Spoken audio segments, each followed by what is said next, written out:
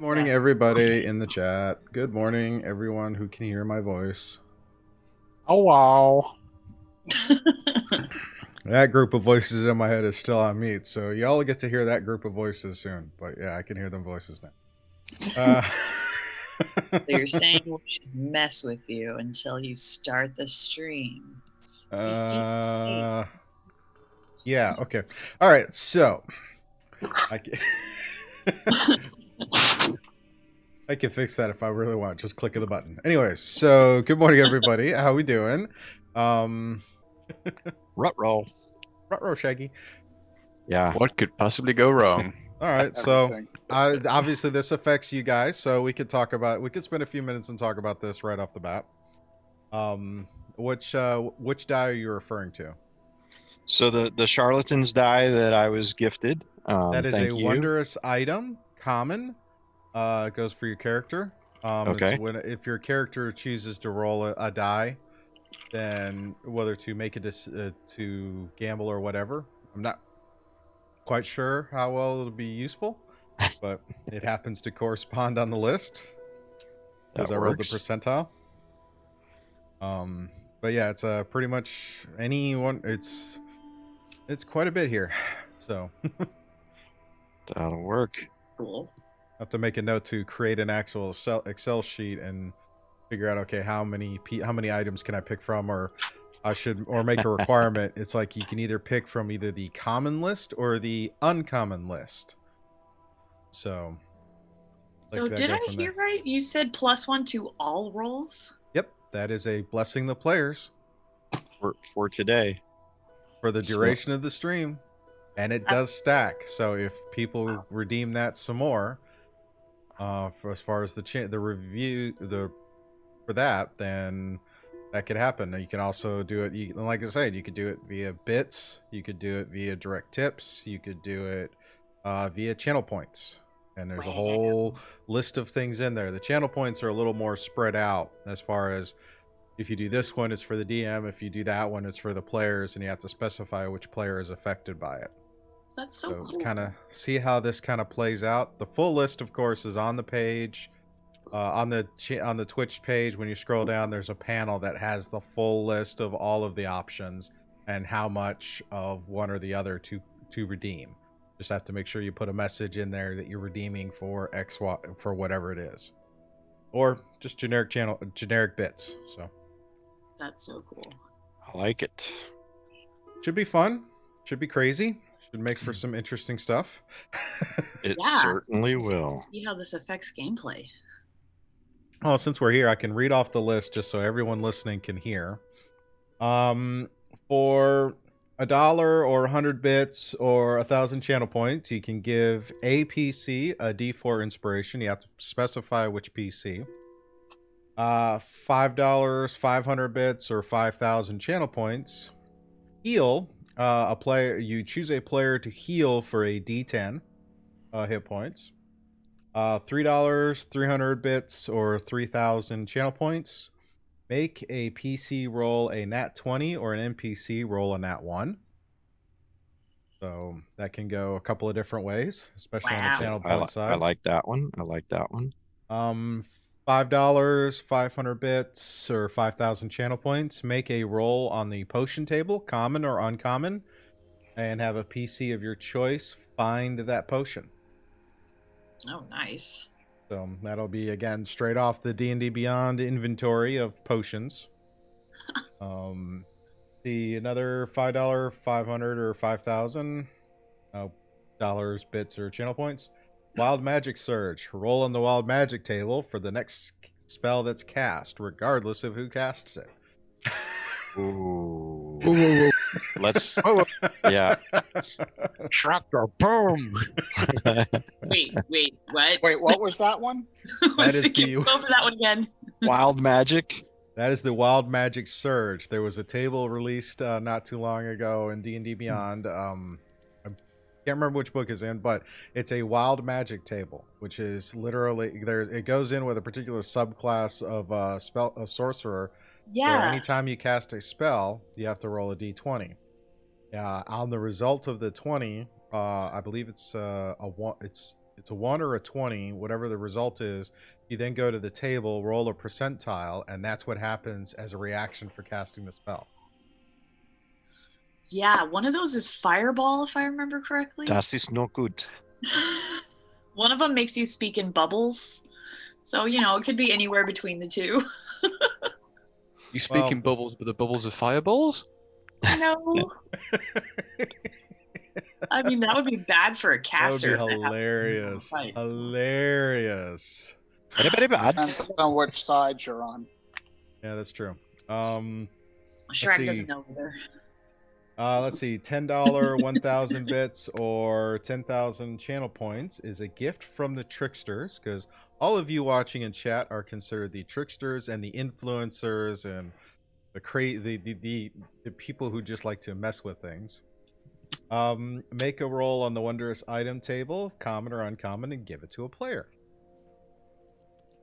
$10 or another $10 or 1,000 bits or 10,000 channel points. Enchanting. Gift a player a +1 modifier on all proficient skill checks. Adds to existing modifiers for the length of the stream. So if someone gifts that to a player, any of their proficient skills gets an additional bonus to it.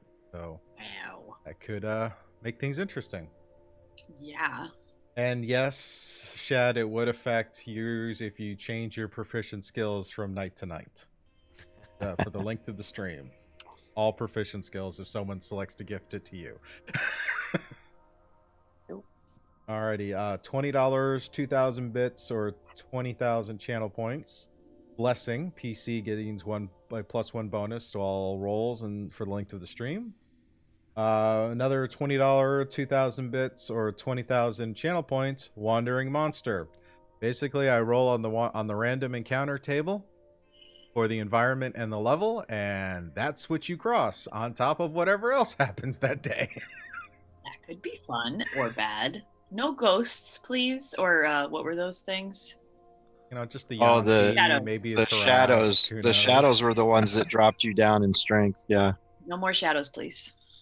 And then the big one, $100 donation, 10,000 bits donation, or 100,000 channel points is called the Fates. Suggest a possible adventure hook for the world, and we will introduce it to see whether or not the players take it. That could be bad. Yep. Ooh. Whether it's a published thing or just just kind of, we'll figure out how to mess with it. The hard left. The Enterprise enters orbit. Scotty beams you aboard.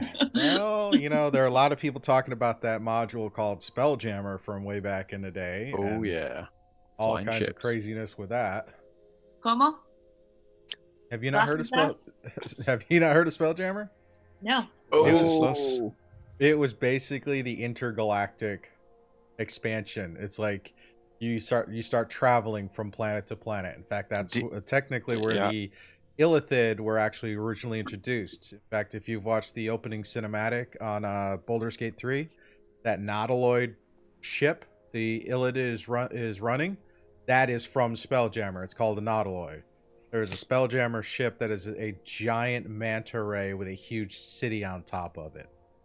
That's a whole lot of... You see that, you turn the other direction. A lot like if you're in Sigil and you see the Lady of Pain walking around, you just kind of walk the other way. So basically, this is D&D meets Traveler? Yeah. Traveler, Star Trek, I mean, it was one of those, like, back in the old TSR days where they tossed out so many different options for things. It was just nuts. Wow. Yeah. That's Pirates of Darkwater in Space. There you That go. too. Darkwater was such a great cartoon. It was a good cartoon. So, I like all of these things very much. This is really cool, Steve. Thanks for putting in all the work to make that whole huge chart. But what's even better is... it was inspiration from somewhere else. Just wanted to tweak a little bit because kind of make it unique for us. I love it. It'll affect any and all D&D streams. Of course, we still have Extra Life going. If you want to go and support the kids, you can click on the little Extra Life thingy on the Twitch panel. Continue to go. Last week, we blew past our $2,000 goal and extended it to $5,000. So again, if you want to keep making those donations, those perks for making donations are still in play. So it's, if I remember, it was a $15 donation, gave a D4 inspiration to players. $25 donation gave no, it's advantage and then inspiration, and then if you made a $100 donation, then the party would get 1d4 plus 1 healing potions appropriate to their level. That's so cool. But what's really cool is if you go and click on your bubbles to spend them, he's actually got all the buttons set up as well. It's amazing. Yep, they're It's all so there. cool. They are So all cool. there. And even a couple of bonus things. Like one of them is called sending, which is you can actually claim the channel points, write out a message, and we'll read it off on the on stream. It's some people would call it like Valentine's, or just a general kind of positive vibe kind of message, or want to give us particular shout out. And then of course the obligatory hydrate, which in this case it's coffee. Nobody claimed it, but I'm doing it anyway. I have both. So now that I covered that, I also want to again quick shout out and a thank you to Syrinscape for all the wonderful background musics and soundboards we'll be hearing. Want to do a personal shout out for Elgato and the new Wave 1 microphone. I just got that in last week and been playing with it, so I have a new mixer set up. So hopefully that's sounding pretty decent as we're mixing in all of our stuff. Probably a little tweaking, but hopefully it'll make the audio much better. Mo better. Thank you to the community, everyone who has subscribed, all the bits, everything up to this point, and continue going forward. You guys are awesome and amazing, and all that support helps keeps this going and helps us expand to do more things. Thank you to my players for getting up so early in the morning. Some earlier than others. Others, it's like, oh, well, I just got done with dinner, so yeah, that's why I'm hanging out. What time is it there for you, Sid? It is coming up to 3:30. Oh, that's so weird. So it's afternoon. You hadn't done dinner yet. Yeah. In all fairness, though, I did go and run a 10k this morning, so. Yeah, that would do it. That Never would do done it. that once in my life. All right. Now, at any point during the stream, if you have a question or comment or whatnot, you can do question in all caps and then type the question, or comment in all caps, and we should have a bot that pulls those and puts them in a feed we can look through at our break. And I think that's it. Do you guys have any comments or announcements or anything like that? I don't want to seem rude and not give you a chance to get out there before we get started. All good with me. I just want to suggest that we all do cosplay, because our last session of October is on Halloween. You want to dress up? You are more than welcome to dress up. You may be on your own. That's going to be a more power to you, gal. I have not guys. bought or acquired a costume in years. We could just do like the Disney bounding version, where you just like wear the right colors and maybe a hat. Or we order Right. in the DM outfit. Yeah. No. Shrag could get away with just No. a hat. No. I will literally find the worst thing on the tables and give it to you for that. No. I know, all the time. When they Hey, say, but "Look, don't let us spoil your fun. You can still dress up. We will Might be just with be- you in spirit. Actually, I think dress with we're... death if you want." To answer the question, Marlo Mischievous, welcome.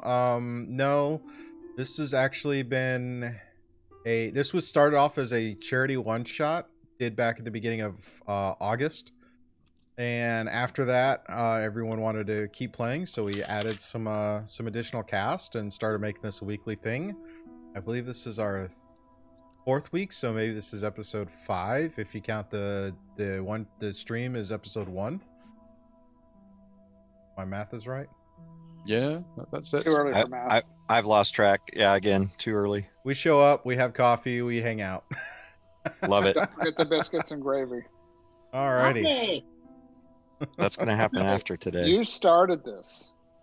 This was weeks ago. If you want to catch up on what's happening, go over to Scuba Studio on YouTube. We have a playlist with the charity one shot, 5 episodes, because that was almost a 10-hour game. That was a It's long based game. on a one-shot adventure that was published in Dungeon Magazine back in the early 90s, called Twilight's Last Gleaming.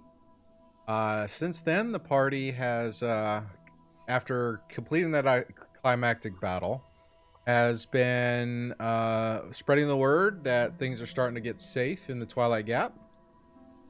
And from there, they managed to come across some old friends, or acquaintances and friends, Snagraz and Wilhelmina.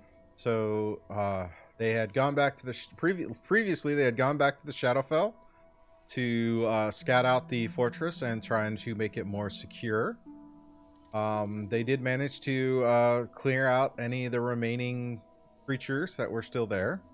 Got the teleportation circle up and running and connected, and had teleported back to the Twilight Mansion, which is a way station along Twilight Gap in the Aryan Mountains.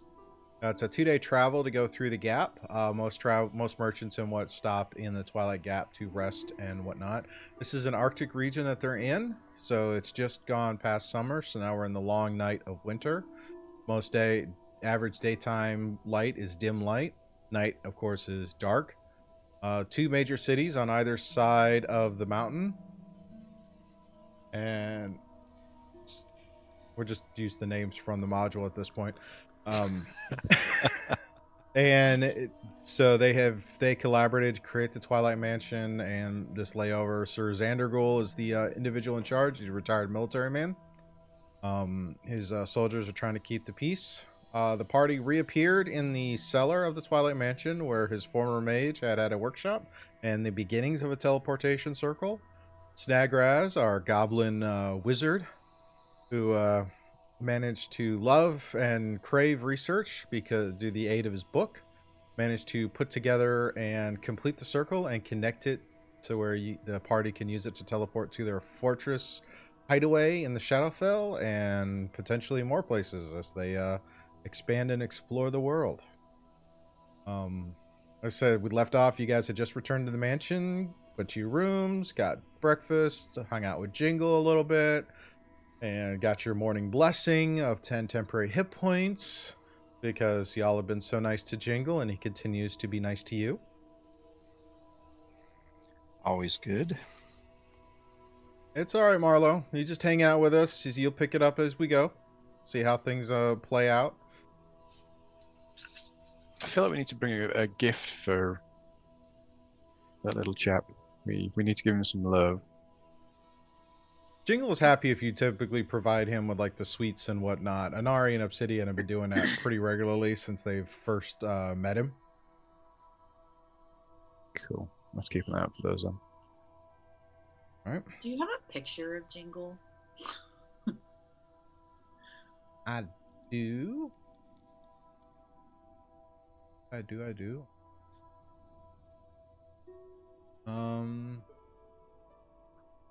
Where did I put this picture of Jingle? I know he's in Mordekainen's, so that might be faster for me to look up. It's actually interesting because the re-release of Mordekainen's Monster Folio actually reintroduced this character from 2nd edition. Yep. He's called a Kilomolus. Killmoulis.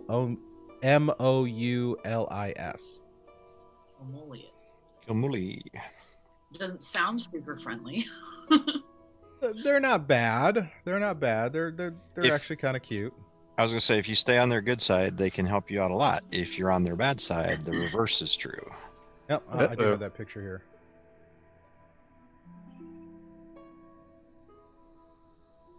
Show a picture on stream for those who want to see what this cute little creature is. So if you make them angry, do they like take away hit points temporarily? Yes, Essentially, yes, they do. They yeah. can make your life pretty miserable. Uh-huh. gosh. Yeah. You don't want to upset the Kilmuli. Yeah. Read off there. But this is what the little guy looks like. Aww. You only see part of him. Dobby. Alright, just open it now. Oh, Yep, look there at it Like that. it is kind of like Dobby the house elf, huh? Yeah, it literally is. He's a tiny fae, neutral alignment. He has a blessing, bountiful generosity. The Camelus targets up to 8 creatures within 100 feet of it. It can see. The next time the target finishes a long rest, it regains all spent hit die and gains 10 temporary hit points. That's if you're nice to it. If you're mean to it, Curse of Poor Hospitality. The Camelus targets up to 8 creatures within 100 feet it can see. Next time the target completes a long rest, it does not regain spent hit die. Ooh. So, Well, I'm glad we are in this thing's good graces. yes. So, Indeed, and indeed. Sir Xandergul utilizes Jingle to keep an eye on the staff for them to not do anything shady, and in return, he makes sure that Jingle is well fed. That's awesome. I like it. Okay, thank you for showing us the picture. Welcome.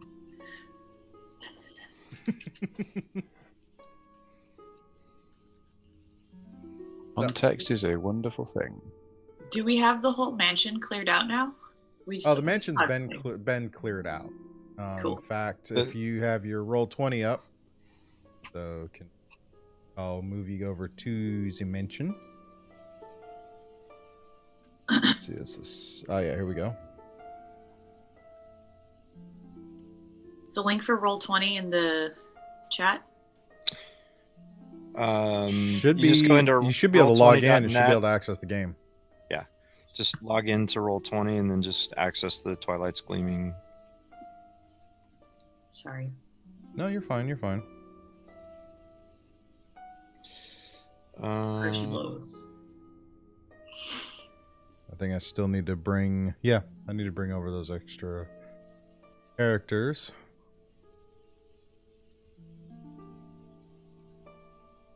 Cool. So. All right.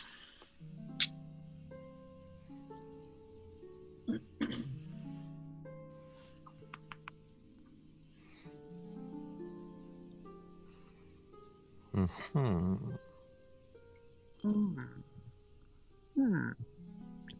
We've all turned into Those Sims two. people. Bring in those. You all turned into what? Either Sims people or Minecraft people.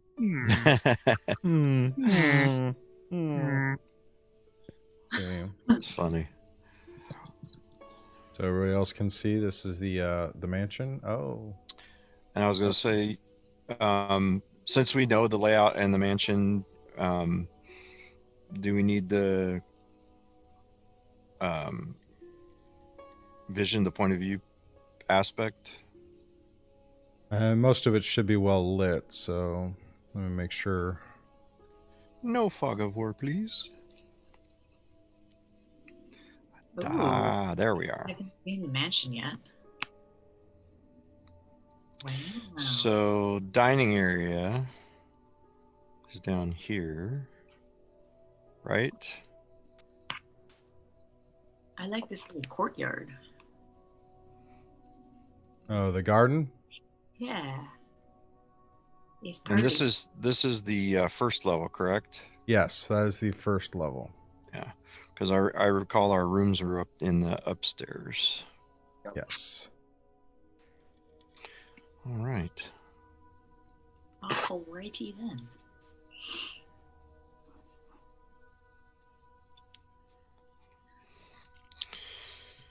So, are we trying to destroy an obelisk today? I don't think we've gotten the means to do that just yet, as I recall. We were still doing research. We brought some books back that we were going to try to take to Tinkerbell, I remember, as a payment for the displacer cloaks. Partial payment to try and get some displacer cloaks. the trying to get a deeper discount, I guess, would have been a better way to say that. Yeah. Looks like we are not in our windows on Twitch. I switched it over. Yeah, I don't have that one set up. So Okay. I will fix all that during our break. So in the meantime, we'll just theater the mind it and whatnot. Yeah, there's a question about how many bits for being lost to time and space. Yeah, that's not on the list. If you want to make that suggestion, by all means. It'll be Thank you, no. expensive. Thank you, no. It'll be very expensive. No, thank you. I don't want to do that. Exactly. Alrighty. So what shall we do then? Yep, the day is yours. You guys are here. Had a nice night to rest and be back up. Well, I want to destroy this obelisk, so I guess I will be doing some more research. I know that we found out that we have to either dispel it or cause like an immense amount of damage to it. Yeah, you could brute force it. That'll take a while, and it could be risky for what might, depending on what is attuned to it. Other than that, it would be seeking some type of extremely strong magics or burying it, so to speak, so that it makes travel a little difficult. Because based on what you were told from Sir Xandergul and doing and whatnot, it was the obelisk was apparently buried and recently uncovered due to a recent earthquake that shifted some stone and exposed it. So if you try, your options are to brute force destroy it, seek some very powerful assistance to try and dispel it, or sit there and bury it. Burying doesn't seem like it was a permanent enough solution. Worked for 200 years. 200 plus years, yeah. I think honestly though, the obelisk destruction is going to be a long-term goal. I don't think it's going to be something that we can accomplish quickly. So we should probably do a little more research and maybe try to obtain some other more powerful items that we can then utilize to destroy it, as opposed to try to either bury it or destroy it and then inadvertently create further disaster. I was going to say, if it's a large obelisk, you're looking more sort of heavy firepower spells or even maybe siege weapons to do it. Yeah. I would agree on that. The other thing is it's now known that it's there. Previously, it wasn't known it was there. Yeah. So maybe we should speak to Sir Xandergul. He might know who we could talk to or have a suggestion of what he thinks we should do. I mean, I suppose the other alternative is, what is the benefits of having easy access to the Shadowfell? If they actually positioned a garrison there, would they even maybe long-term want to keep it open? True. Maybe we should just leave it in somebody else's more capable hands and go see what else we can do in the world. I mean, it's also, if we can ask Xandergul and say, what is his view on it? What is the view on the area? Is it too much of a risk in the middle of the trade route, or actually is it something that opens up potential for other trade? Well, considering it's letting flying shadows through, we still don't know somebody what that left is. the door open. And speaking of flying shadows, we have heard several reports. Maybe we should investigate and see what these flying shadows are and help to further clear the gap. Agreed. So maybe Sir Z first. Well, we've been communicating with Sir Xandergul off and on throughout our time. Every time we stop by, we pass along new intel to him and hopefully gather some more from him. So we've already established those lines of communication, so it should be relatively easy to do. All right. Well, then I will see if I can find Sir Xandergul, and if not, find a servant and ask where they are. Ask where he is. All right. So you go looking for Sir Xandergul, and he typically spends quite a bit of his time in the library, because that's where it typically conducts his business and greets with people who come to visit. So you walk into the library, and you see him kind of sitting behind one of the desks.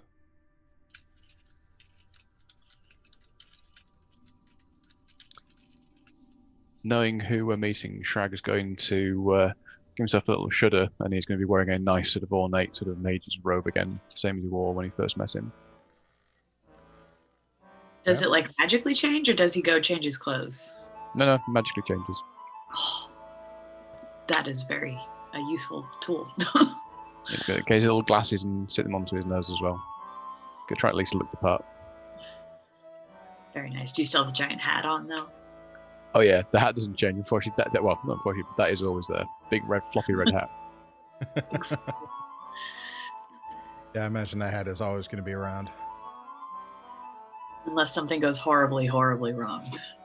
This is true. And of course, all bets are off. Happening. Well, then approach Sir Xandergul. Excuse me, sorry to bother. Do you have a moment to speak with us?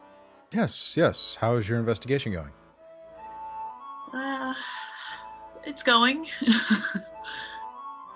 We know that in order to destroy or close the door to the Shadowfell, we either have to have some very high magic to dispel the magic, or very powerful magic to try to destroy it.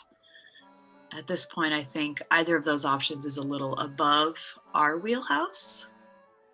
So we were wondering if maybe you know of someone that could do that. Or maybe you want to leave it open and set up a garrison around it and maintain access to the Shadowfell and just try to corral the creatures coming through. He kind of sits back and kind of strokes his beard and thinks about it. Well, powerful magics. That one we'd probably have to send word to the larger cities out west, as far out as perhaps the Sword Coast.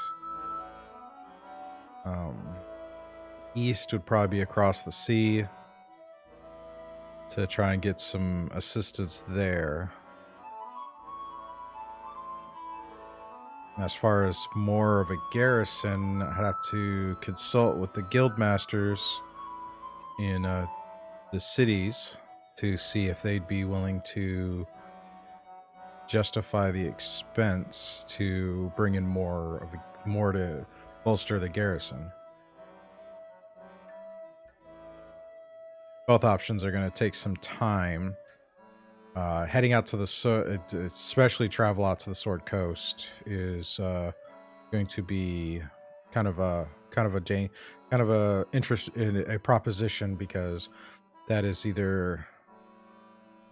most likely a travel by foot or cart across the desert. Oh. Well, I mean, whatever means you think would be best. Like I said, I think dealing with it ourselves is a little bit more powerful than we can manage at the time. Well, of course, we're happy to escort somebody across the desert or across whatever. Maybe you could be the couriers. We could. I would think we would want to clear out the rest of the problems here in the gap before we undertook that particular mission. Mightn't be a good. Plus, it's always good to travel in spring around in this area, especially with the winter and whatnot. It may keep some things at bay, but hard to tell with these creatures from the shadows how they would be affected by the cold. Any news on the replacement of your mage? Word is being sent out. The merchant guilds in the cities would be the ones handling trying to find someone to send them out here, since they do fund most of what happens here in the mansion. It's a collection. It's an agreement between the merchant guilds in the two cities, so have to maintain how that would go.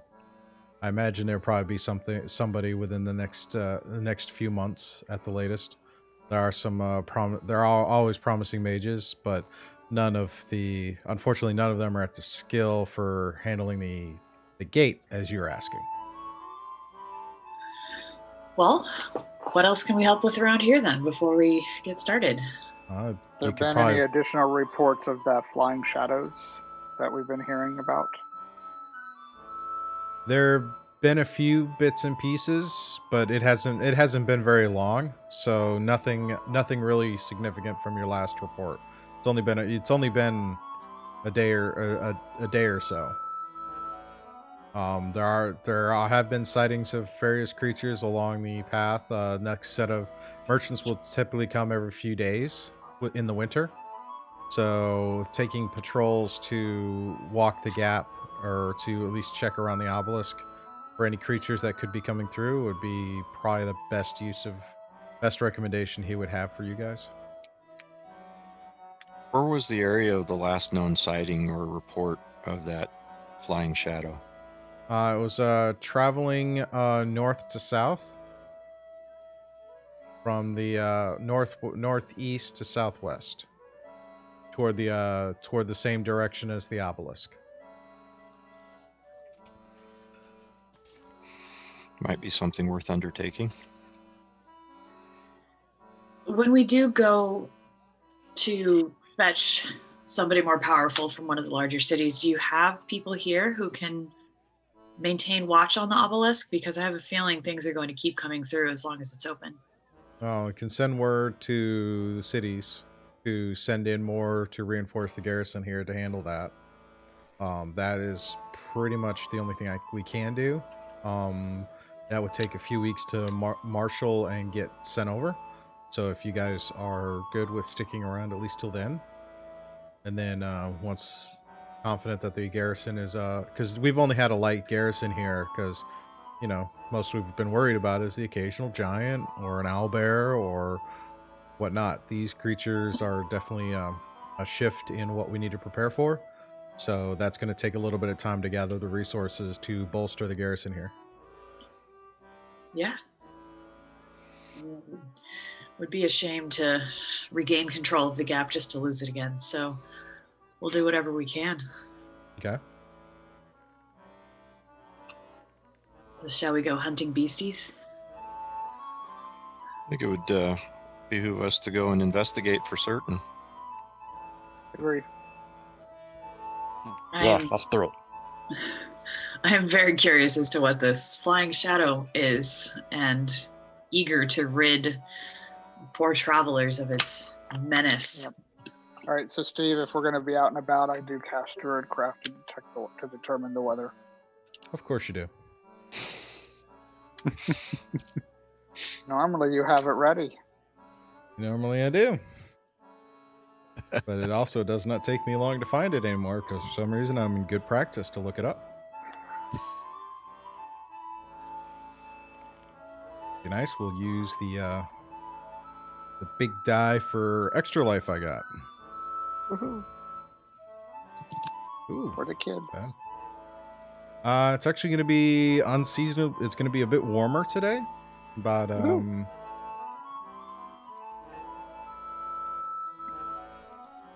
about 40 degrees warmer than usual for the next 24 hours. 40? 40 degrees warmer. Wow. Let's take a spring morning then. Alrighty. Hot. The wind from Florida. Little to no wind.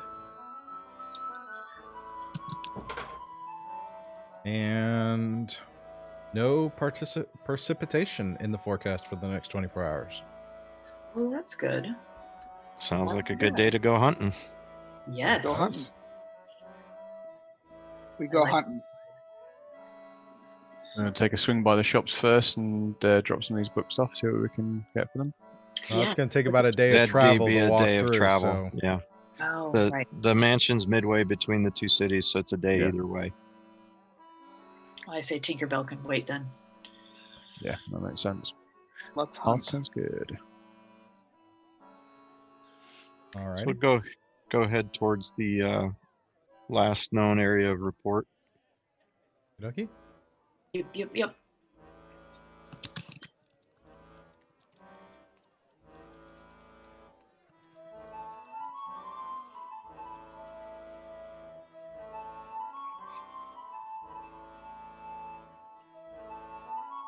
Ooh.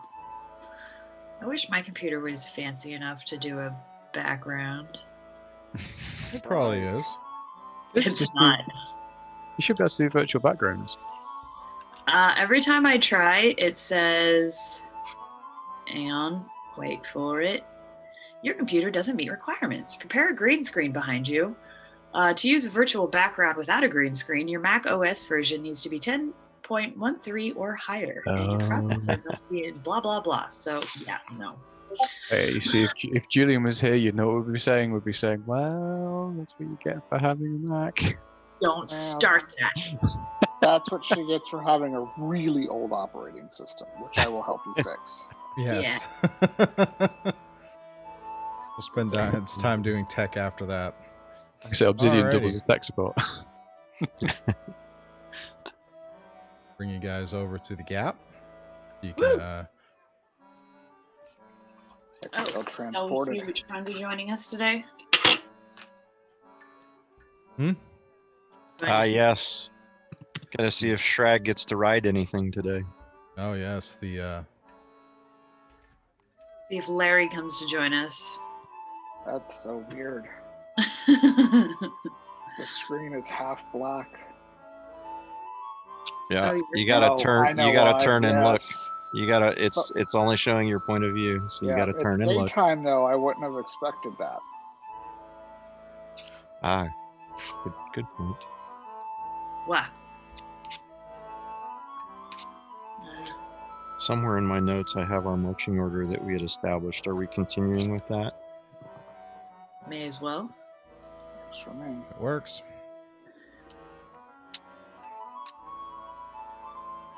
All right. was where's it? my bag of tricks? I think you were in the front scouting, and then it was Shrag and Wilhelmina, and I was bringing up the rear, as I recall, as rear guard.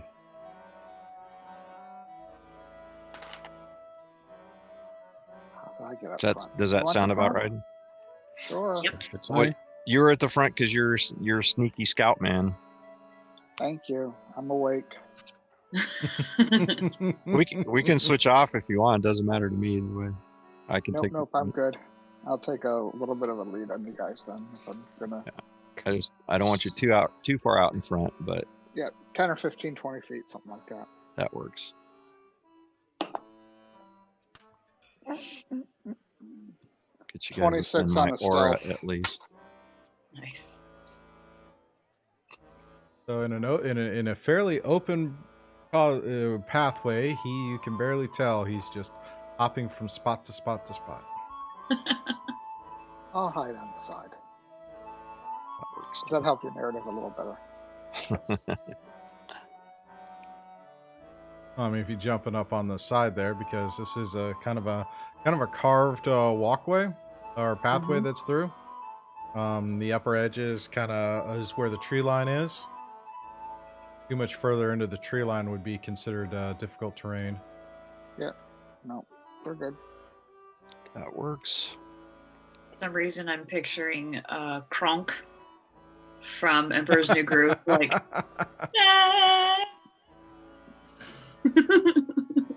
Oh god, I watched that not too long ago too. Such a It's so funny good. movie. I love it so much.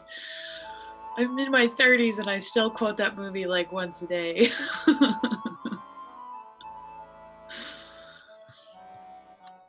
So many tropes in that movie. Oh, so good. Okay, so today we have a mastiff, a regular goat, and a lion. Ooh, lion. Yeah. That's the one we should put Shrag on. Yep. The It's the only one big enough for him to ride as a mount, so. So Shrag you go goat, mastiff, lion, and he's going to point up. You can go donkey. Yes, Shrek. I mean, I guess technically the mastiff is big enough. It's up to you. Which one? Take your pick today, Shrag. Is he gonna eat Come me? on, Shrekky. He's going to point to the lion and just go, really? And I look at the lion and I go, "You're not going to eat him, right?" No, you should be fine. In which case, then. That one's nice because he's got like all the extra fur, so you can just like Grab on, yeah. What could go wrong? Mostly nothing. Just don't make me angry, or I'll tell him to eat you. Yeah, that'll know that. Yeah, that's gonna go wonderfully. I was gonna say it's not gonna be very filling for him. A little bit crunchy. Okay. Do we see anything? 1 second. Besides, your perceptions are so high. Yes, you would notice stuff that is coming toward you.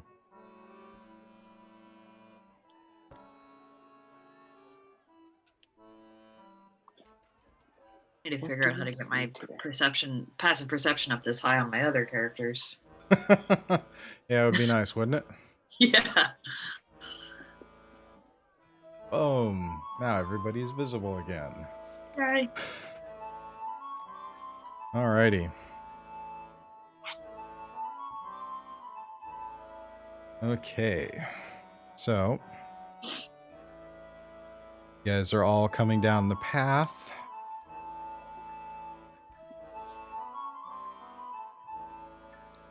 Alright. That's right. So, Inari has what, the 23 perception? Passive perception? Yes. Yep, 23 passive perception. Obsidian with his 18. Just for the sake of giggles. See how that plays out.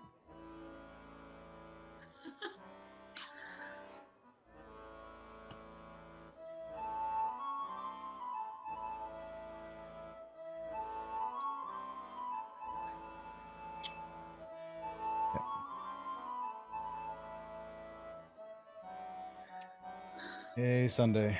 Ah, there we go.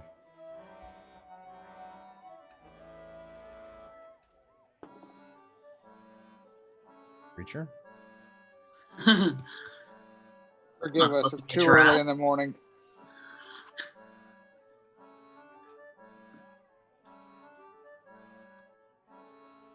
Okay.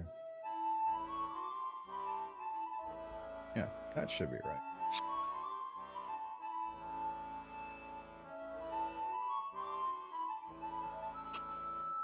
What will it be? I know a lot of clicking, but we don't see nothing. Yeah, all the That the always clicky, makes me nervous. all the clicky click, and yeah, you notice you notice Obsidian and Inari, even Will, and even Snagraz. You guys notice some noise coming from the tree line, and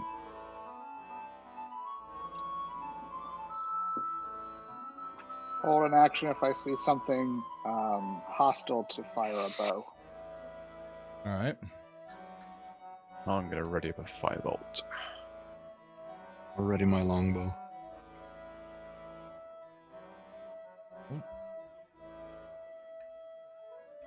Spell this word quick.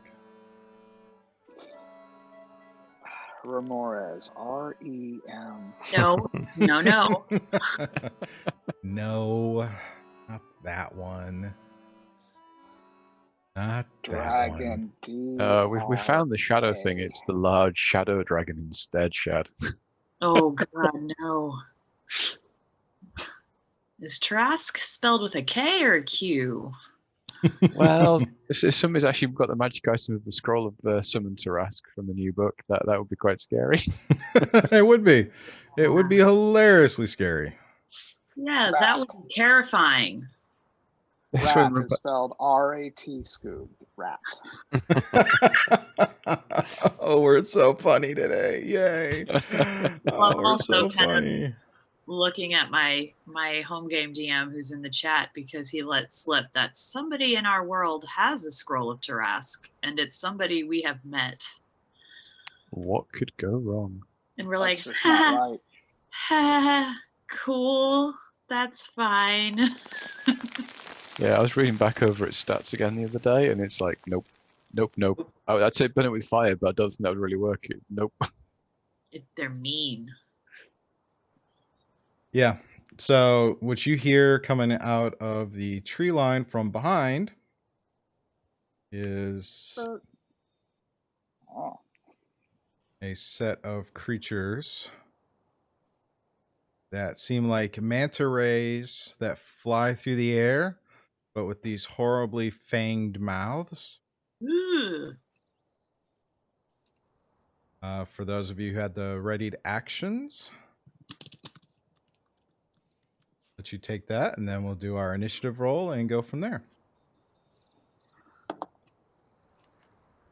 So 16 on a short bow, 16 will hit. and it's 5 + 4, so 9 damage, 9 piercing damage. 9 piercing. Lose an arrow. All right. Imagine that was the first one there. Yeah, Which this guy. you're taking left or right? This is the one I shot at, the one I'm pinging. Okay. Okay.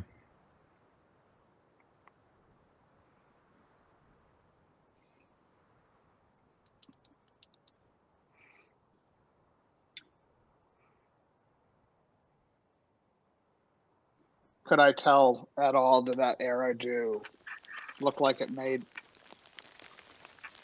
appropriate damage for the arrow of that quality, speed? Or do I need to switch to, I'm trying to figure out if I need to switch to magical arrows, of course.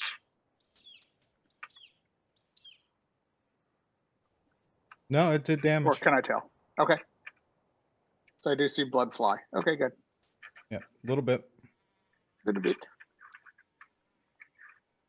So my 2 will be against this one. All right. And I got a 18 and 22, Both hit. Roll damage. 15 total All right. piercing.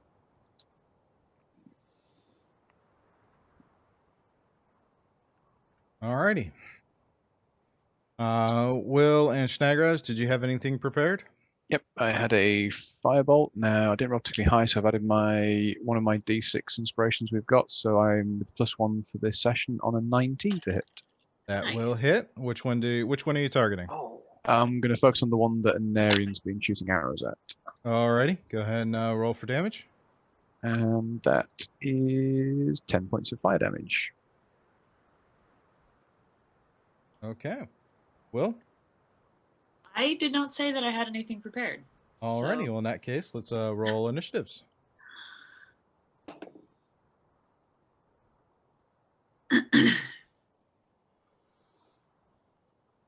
I get advantage on initiative because of my sentinel shield, and I rolled an 18 and a 19, so that gives me a 23.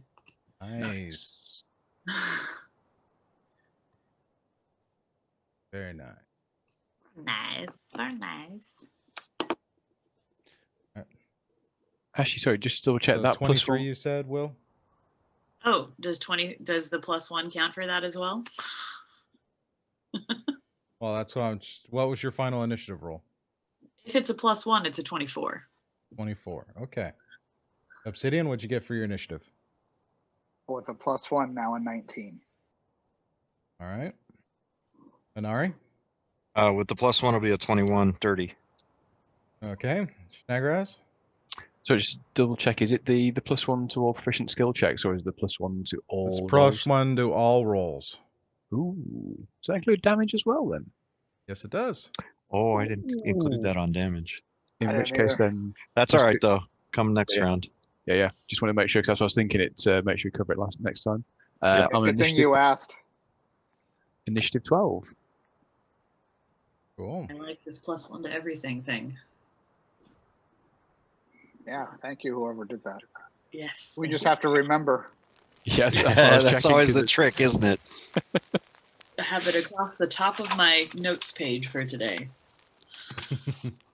I have my D things circled, so I try to remember them. Yes, that's always a good thing to have. And as such, we had a contribution in the chat for Snagraz. He gets an inspiration die that Woo! he can Woohoo! use at some point during the session. Thank you so much. Oh, Shraggy. So standard D4 inspiration. So you. if Shragnaz, if we're calling him Shraggy, does that mean the lion's Scooby?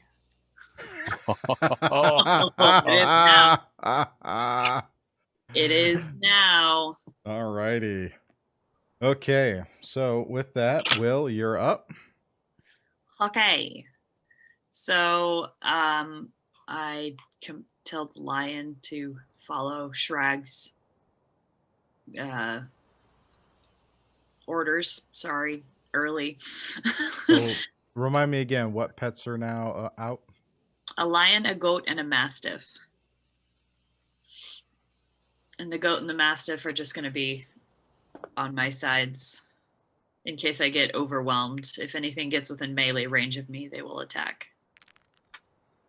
So a lion.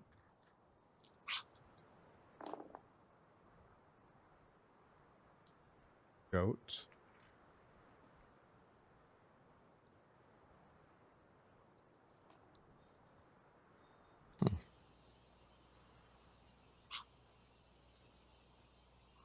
And a mastiff.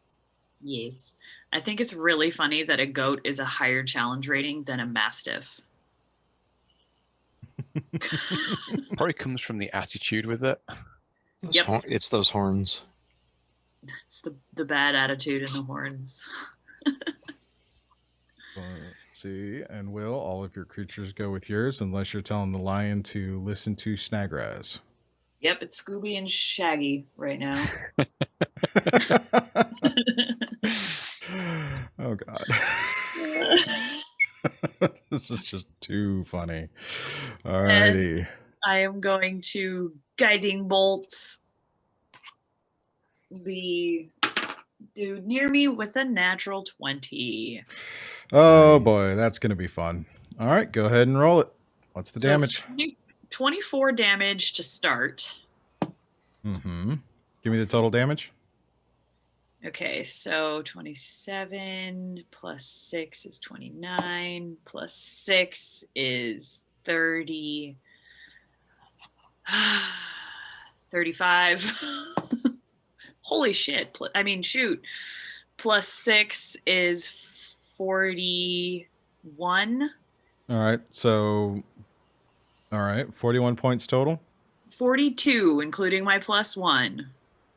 All righty. Holy mackerel. Yep, that's gonna hurt. Yeah. And it is now glowing with light blue radiant light, and the next attack has advantage. Which one did you hit? The one nearest to me. Which is the one that Anari's been pelting. Okay. This one.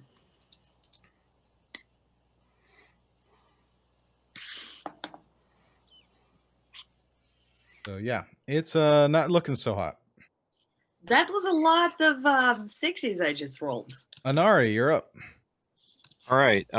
Engaging with the bow, same one still, 27 and 16. Both hit. Roll damage. That is going to be 15, 17, 27, 27 points of piercing damage. 27 points, and that is it. It is done.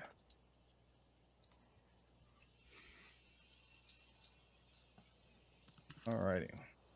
Thank you for the sub, Bernardo.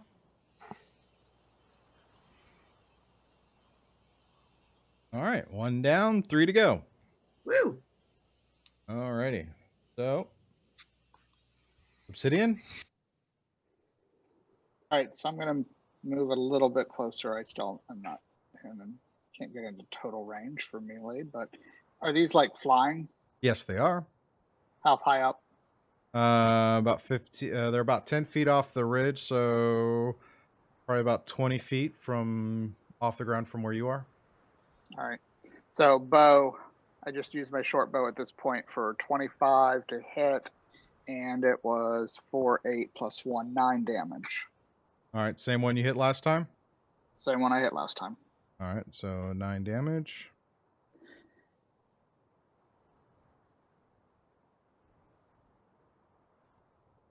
And I'll end turn for now. Okay. Nagraz? Okay, I'm going to whip out my scroll I prepared, and I'm going to cast the Snillock Snowball.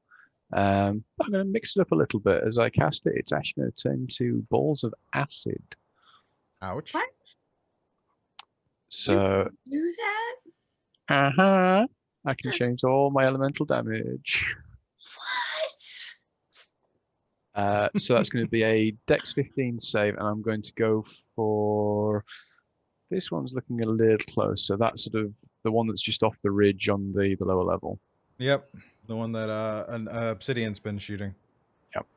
So that's going to be casting at third level because it's one level higher than the spell because of the scroll. That's a Dex 15 save.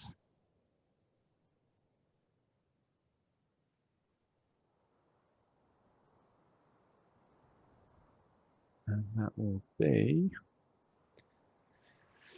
including the plus ones, that's going to be 20 points of acid damage. Wow. And Dex save. 15 for half.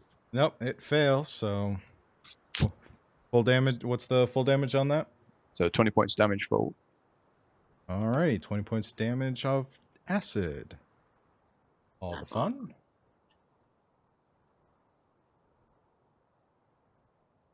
Alrighty. There.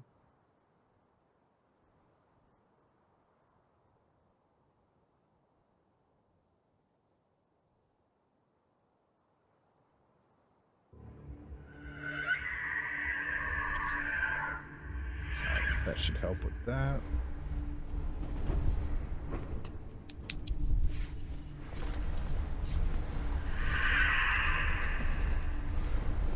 Okay.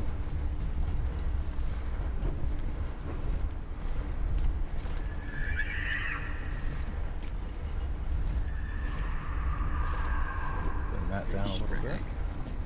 Alrighty, so next up is the cloakers. Okay.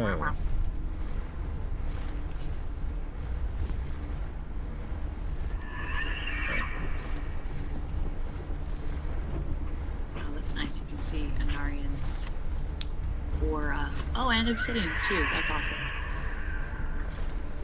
And don't forget on your saving throws, if you're within those spaces, what you get. What is it, a +3? Yeah. Awesome. If you're On within each. the yellow, yeah, I was gonna say if you're within the yellow, it's +3. If you're within the blue, it's +3. If you're in the intersection of both, it's +6. Woo. Thank you, Dish Pickle, for the bits. Yes, and Wilhelmina, you get an inspiration because someone had claimed an inspiration for you. Oh. Get another one, another Thanks, D4 guys. inspiration to use sometime at a point in the stream. Alrighty.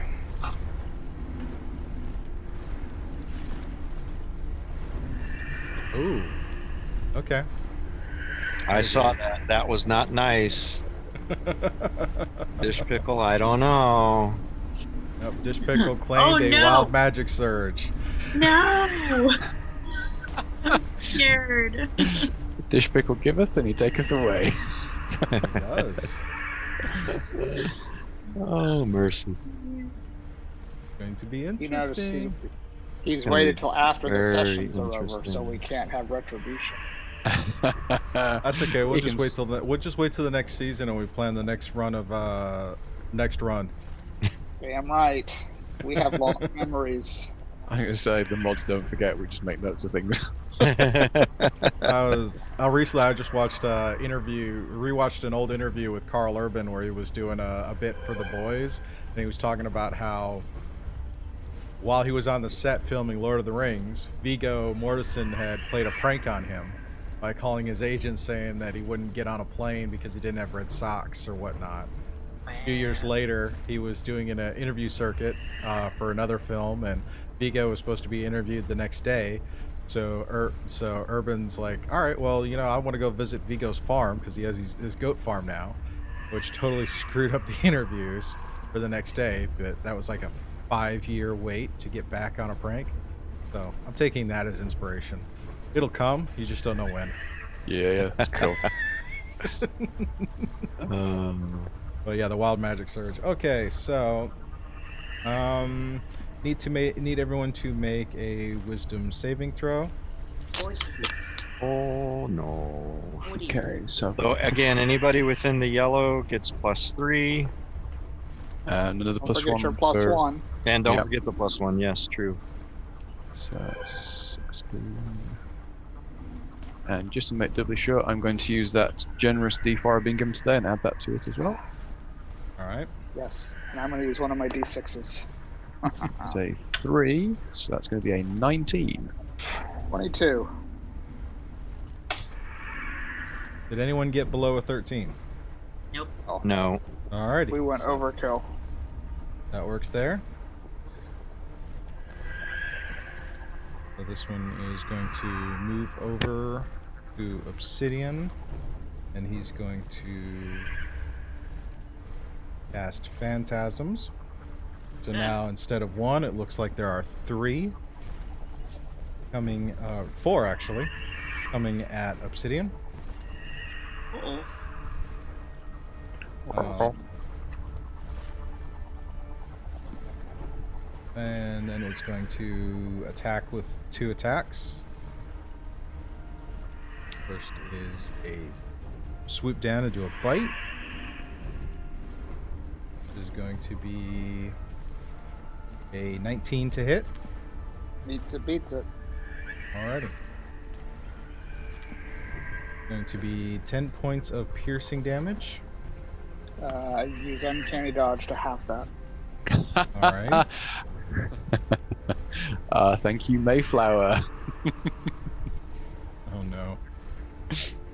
That'll be a Oh, yay. Thanks, May. We love Alrighty. you, man. I will use that on the next dice roll. And since it bites in, it will attach itself to you. Attach its, Uh-oh. causing Oh, I you to forgot I be could do this. blinded.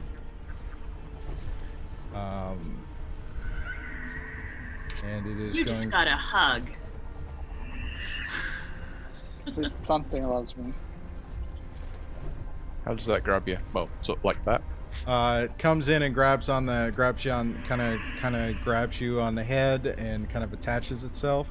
It is a strength check to kind of break away. So go ahead and roll a strength check.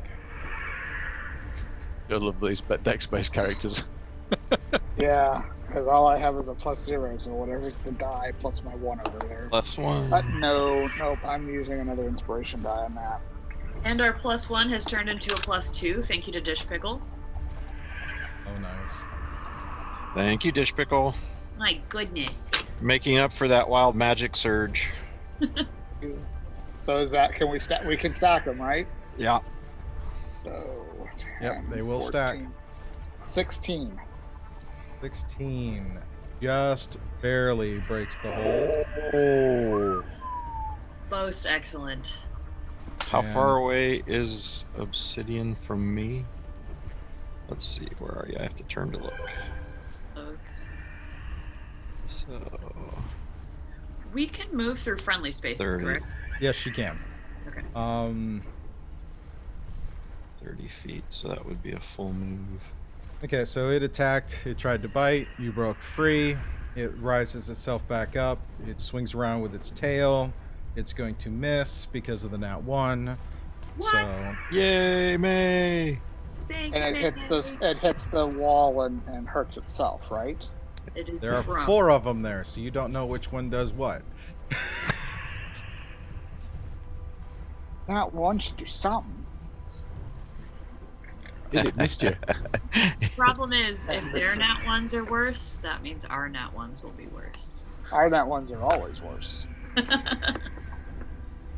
Next one is going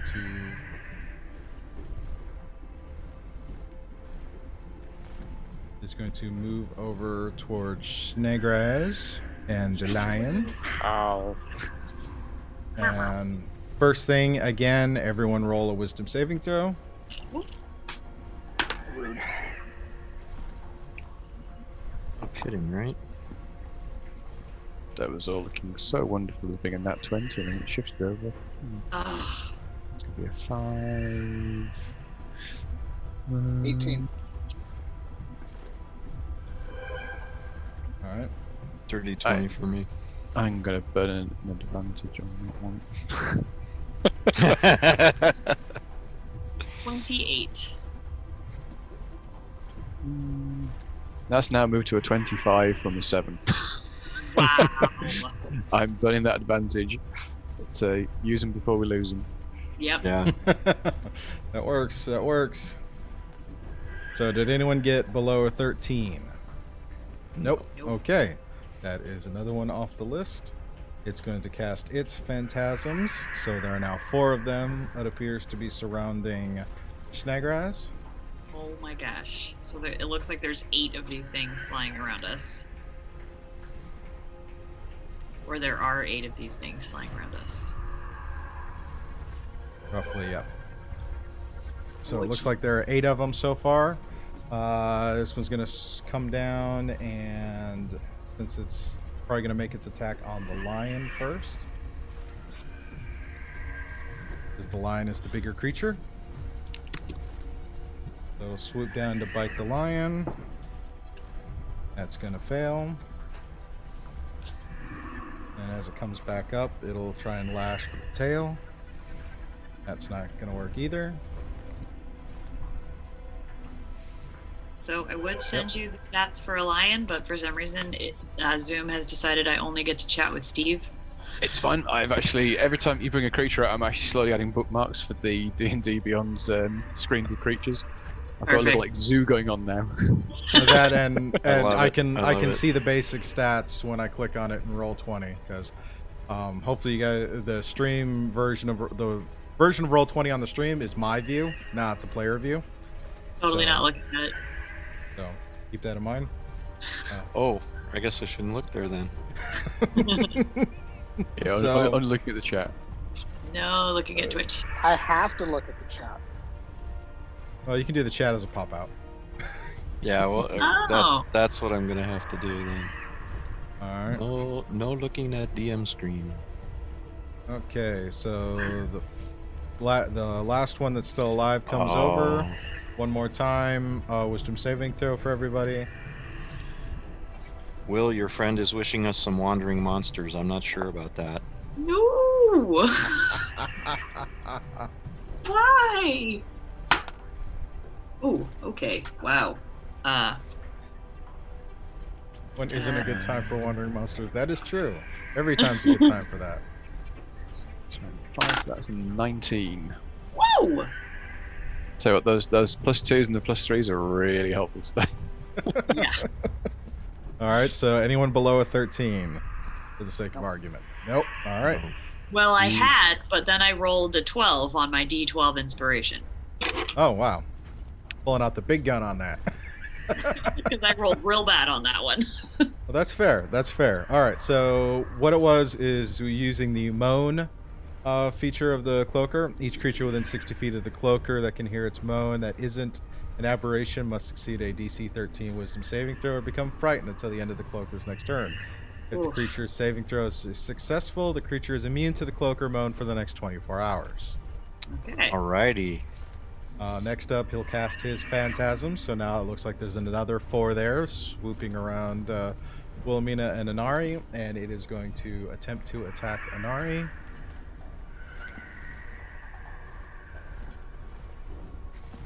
All right, that is a 22 to hit. That will hit. Alrighty. That is 10 points of piercing damage, and the cloaker will attach itself to your head. You are considered blinded and unable to breathe. You can make a strength save to try and break free. That I shall do. Alrighty. And that is going to cause me to use one of my D6 inspirations. And that is going to bump me up to a 17. That makes it. So you are no longer held onto. You broke the strength tray. As it swoops back up, it's going to attempt to hit with its tail. And that is going to be a 24 to hit, That Jeez. will also hit. where a 7 points of slashing damage. All right. Okay. That will bring us back to the top of the order with Wilhelmina. Okay, so I am going to. If I move to get near Obsidian, I'm going to leave this guy's melee range, aren't I? He is actually hovering up in the air, so you're not. So Okay. he's Well, he's then- probably about 10 feet above you, so that is outside of. Oh no, it is within his reach. Okay, well, I have just enough movement to get over. Whoops. Wrong button. Wrong button. Get within melee range of this guy, so Anarian, or not Anarian, so Obsidian can get sneak attack, All right. and then I am going to turn around and get the guy who's attacking Scooby. All right. Get the guy attacking Scooby. So I will hit him with a Toll the Dead. Cool. So that is a wisdom saving throw. Alrighty. DC 16. Well, veins. Jeez. Hits. I need you to roll a d4. Okay. 4. All right. You do not target one of the. You target one of the duplicates. The spell has no effect. Okay. But you do get the wild magic surge because you cast a spell. Uh-oh. Does the duplicate disappear? Double check that in just a moment. See.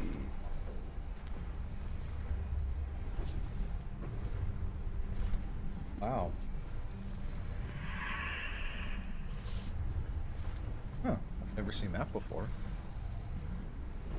Sure, I like the sound of that. I know.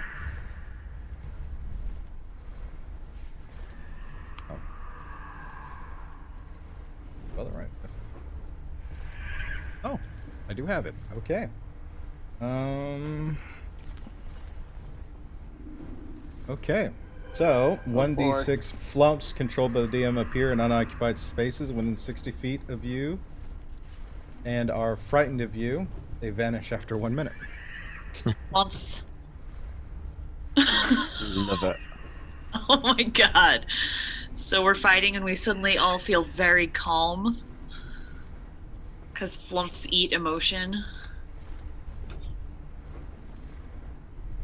Wow. That is kind of wild. That's hilarious. Even different. And they're scared of us? Scared of you. They're frightened of you. They're scared of me. Yep. They're scared of you. Right. Okay then.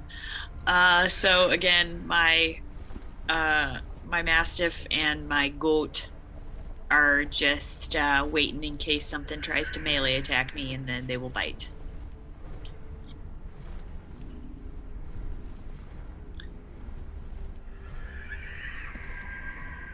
Okay, so let me do that wisdom saving throw. What was the DC on your saving throw? 16. But Alrighty, that one. I'm just double check the last part. It does if it fails the saving throw, it does vanish. So there's one less around Snaggrass, so now there are only 3 there instead of 4. Okay. Cool. Get that last little bit. Alrighty. Anari, you're up. All right, so my first action I'm going to do is cast Lesser Restoration on myself to remove the blindness. You're not blinded when it's it's only when it grabs you. When it let go, you're no longer blinded. Okay, I thought it was a spell effect. Nope. It's All because it literally just decided to eat your head. Ah, very good, very good. In that case, disregard. I'll attack again with the bow, and it was a 26 and 16 to hit. Both hit. Roll damage. So that will be 23, 24 plus 2, 25 points of damage piercing. Alrighty. There are 4 of them. Go ahead and roll a d4 twice. That is going to be a 4 and a 4. Alrighty, so that both hits attack one of the duplicates, and it vanishes. There are now only 3 surrounding you. Just spend 2 arrows. Brings us to Obsidian. I'm going to assume here that I can't get sneak attack because it says the target has to be within 5 feet. And No, if it's 10 it's feet in hovering the about air- 10 feet in the air. Yep, that's what I was thinking. Nice try, though. I appreciate it. So I'm going to attack with the bow because obviously I can't reach that high. And it's a 27 to hit. That will hit. Roll damage. And it is 6. I rolled a 2 on the 4-sided dice to determine which one I'm going after. And it's actually max damage of 12. Alright, one of the duplicates vanishes. Yep, and I lose another arrow. Alright. And I'm done. Dokie. Brings us to Snagraz. Okay, he's going to whip out the ring, spell storing. He's got a fireball stored in it from last week, and he's going to kind of cast it in that middle area, sort of about here. So he's going to catch that sort of creature in front of him. It's probably going to catch the. What is the range on that? It's a 20-foot radius.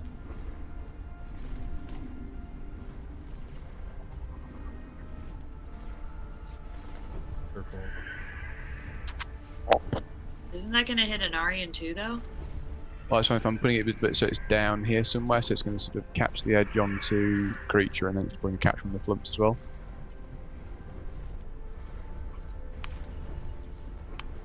Something if I'm surrounded by multiple creatures, or believe I'm surrounded by multiple creatures, I'm going to cast a fireball to catch them. Yep. That makes sense. Bunch of scared flumps. Alright. Can you indicate where you're centering it again? So it was going to be roughly sort of down here. Alright. So try and catch the creature in front of me on the edge. Yep. Okay. That is a fireball you said you were casting? Yep, so that's expending it from the ring. Alright. And that is a Dex 15 save for half damage. Oh, it's a lot of Fails the save. So that's I need you gonna to be- roll d4 real quick to see which one Yep. of the cloakers you catch. That is a 4. Alright. It catches another one of the duplicates. Okie dokie. So now there are, I believe Wilhelmina target one, so now there are only 2 duplicates left. Or 2 cloakers left around you as the fireball goes off. So even the area effect only gets one of them? It was right on the edge, and they're kind of hovering all in there, so. What Do I happens need to make a saving throw for my goat? Your goat's not within the range. Okay. do I need to do for the flump, or does it go poof? The flump is definitely going to go away. Well, it's a 20-foot radius, so it's a 40-foot. Oh, Right. that's Sorry, it's a 20-foot sphere, isn't it? So it's Yeah. So 20 feet across diameter, not radius. Yeah. So there we go. All right, that one is gone. it would be nice if they were that big. It's a 20-foot radius, so that's a 40-foot sphere. It's if you look at the spell, it's a 20-foot sphere. So therefore, it would be a 10-foot radius. So I'm going to trust he's got his notes on that. Because it's range 150 in an area of 20 foot in a sphere shape. It's up That's 20 on the foot. spell sheet.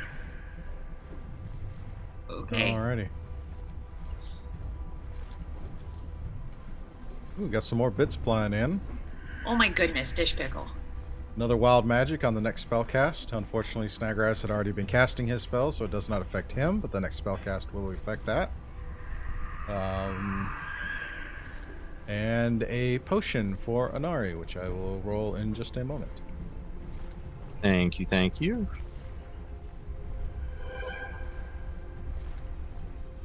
That table. Quick.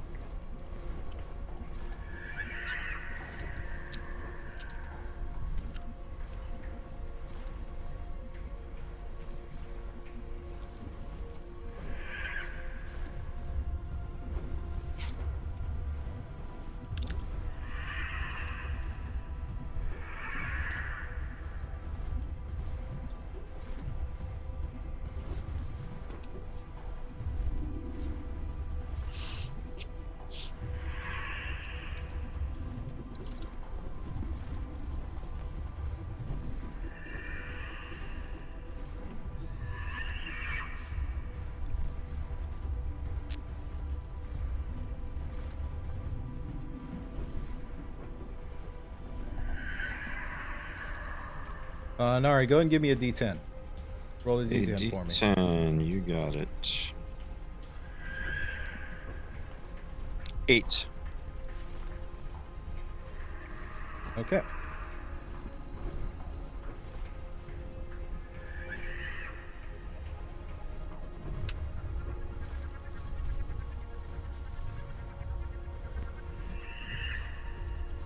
Okay. Handle that at the end of the battle. Okay. Yeah. Oh, potion.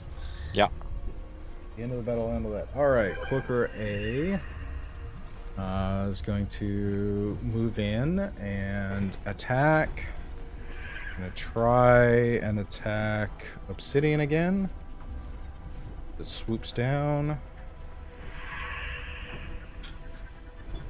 That is a 24 to hit. Yes. Alright. Go ahead and say 10 points of the piercing damage and go ahead and make your strength save to whether or not you get bit or stay bit. 16 is the strength save, and I'm going to use Uncanny Dodge to nuke half of that again. Alrighty, so 5 points of piercing damage. You managed to get free of the bite. It swoops up. It will try and hit you with its tail. Okay. Double checking. Yep, no more of those. Let's see, that's a 16 to hit. No, sir. Alrighty, so you dodge out of the way of the tail. Next one is going Now, to can I follow it and figure out which one it is so that I can try and have a better chance of hitting it versus one of the duplicates? No. You can Only certainly try. one tried to attack. You can me. certainly I mean, try. You can certainly try. How rude. Alright. Next one's going to attack the lion again. 18 to hit. Which will hit the lion. Need the lion to make a strength saving throw. Do we even realize these things are duplicates, or do we think they just turned into a bunch of them? That would be a nature check. Okay, I will do that. I'm willing to Snag- take that chance. Well, since when we hit these, they're disappearing, wouldn't we have a pretty good idea that they're... Yeah, they're a pretty good idea, the duplicates, but some of you may not have seen that the others have disappeared. Snaggrass, do you have the lion stat to roll a strength check for it? Or are you looking that up? 2 seconds. That It's a plus is- 3. It's a plus Plus 3? one. Okay. Yes. D20 plus 3? They get the +2 as well? If there No, are they do not. allies. But they do get the plus Only Nice the try. PTs. Only the They party, do get a not the plus 3 NPCs. from Anarian's thing. Yeah, they would be within the aura. Well, that one will count. So it's So plus plus 6. 3. So yeah, so plus Plus 6. six. Yeah. Actually, sorry, did we say the lion was attacking with Wattleby or myself? It's on you. The lion's on you under your Cool. control. That's why Okay. I'm asking you. No, that's cool. Cover that one next time. Excellent.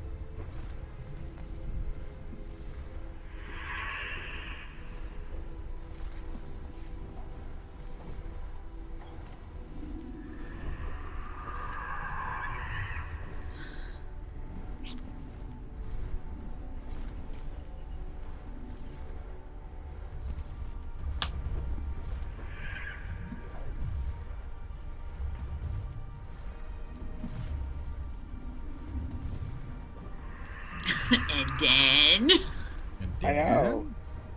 D20. I know.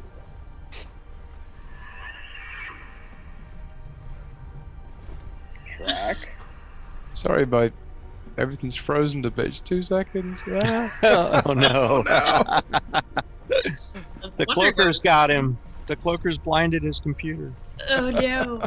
Okay, it's gonna be an 18. 18. That succeeds the strength save. As it rises up, it'll try and hit with the tail. Let me just close a For 12 to hit, which looks like it just hits. So, Yeah, it sounds less well, yeah. all right. So with the bite attack and the tail attack, that is 17 points of damage. 10 piercing, 7 slashing. Ouchie. It stumbles quite badly. Oh, dear. Still up, but it's like, Sad lion sounds. Alrighty. Dead. That last one is going to try and attack Inari. Here we go again. Natural 20. Thou Oh, shalt no. not. I will negate that Okay. with my channel divinity. What is it called? Nope, Sentinel at Death's Door. Okay. What's the range on that? Just for 30 feet. All right. He's just within that. So yeah. Thank Cool. you. Alrighty.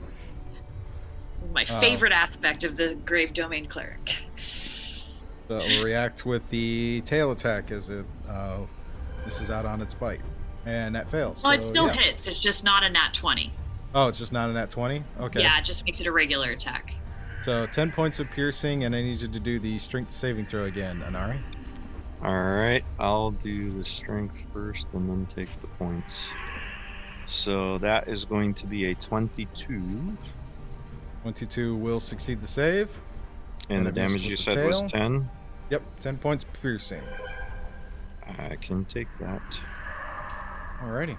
That brings us back to the top of the order with Wilhelmina.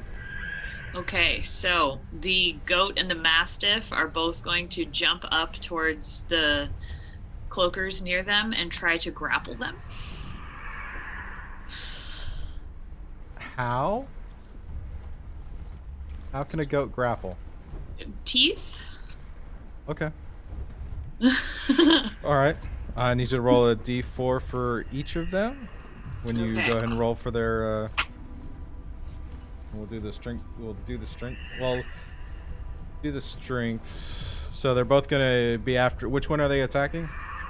They're each going for the one near them, so the two different ones. Okay, so the mastiff is going against B. The goat is going against A. Yes. All right, let's start with the So- goat. The mass. Oh, okay. The goat rolls a 3 on the d4. All right, now opposing strength check. It's probably not going to work. 12. Tie. Oh, So so Yep. roll again. nope. No, beats it. It's a tie, so tie goes to the. We'll go tie to the defender because you're you're the aggressor. So it's not going to work. Okay. Ties go to the And aggressor then or defender. Tie go to the defender. Mastiff rolls a 4, so that probably goes for the other guy. Or Yeah. the illusion. All right. Okay. Strength check. Oh, really? Okay. That's like an 8. Yeah, doesn't work. Okay. It's Both succeed. Both are still there. Well, not knowing that there is a wild magic surge about to happen, because Will wouldn't know that. No, Will wouldn't. I will cast Toll the Dead again on this one. On which one again? This one. Alrighty. Wisdom saving throw. Yes. Makes the save. And You need me to roll a d4? Yeah, you can roll a d4. I mean, It makes the save, so it's not going to affect any of them. So, but we could do our wild magic surge. Oh no! 44. For the next minute, you can teleport up to 20 feet as a bonus action on each of your turns. What? Starting on your next turn. Wow, that gets interesting. 20 feet? 20 feet. Well, okay then. We'll just call Will Nightcrawler.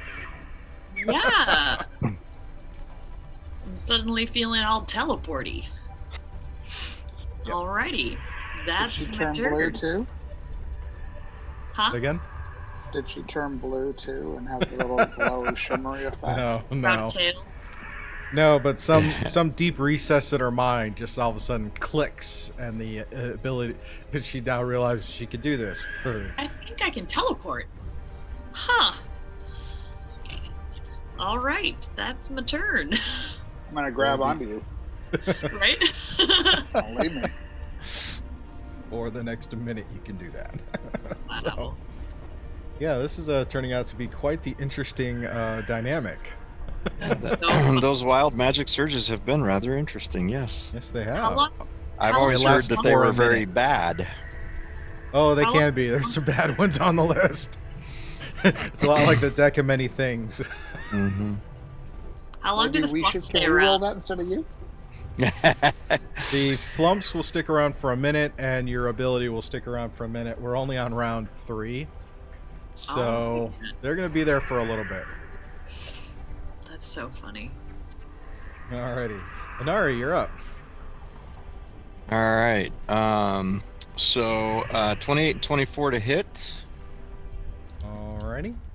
Go ahead and roll your d4s. D4 twice. 3 and 2. Alright, that targets 2 of the images. So I guess damage doesn't matter. Nope, they both vanish. There's only one left around you because you've knocked out all of them. Process of elimination, I guess. Literally. Just the one there. I have to take 2 more arrows off. The little red dots where I know there's no more illusions. How many are still around the other two? I believe we still have 3 total around for A and 3 total for B. Okay. If I'm keeping track right. Yeah, 3 and 3. Okay. Alrighty. Next up is Obsidian. Yep, gonna shoot my bow. It was a 8, 10, 17 to hit. Alrighty. For 8, 10 damage on 1 on the D4. That actually hits the primary one. Oh, yay. So, how much was that Uh, total The damage other again? 2 disappear. No. 10. Well, I tried.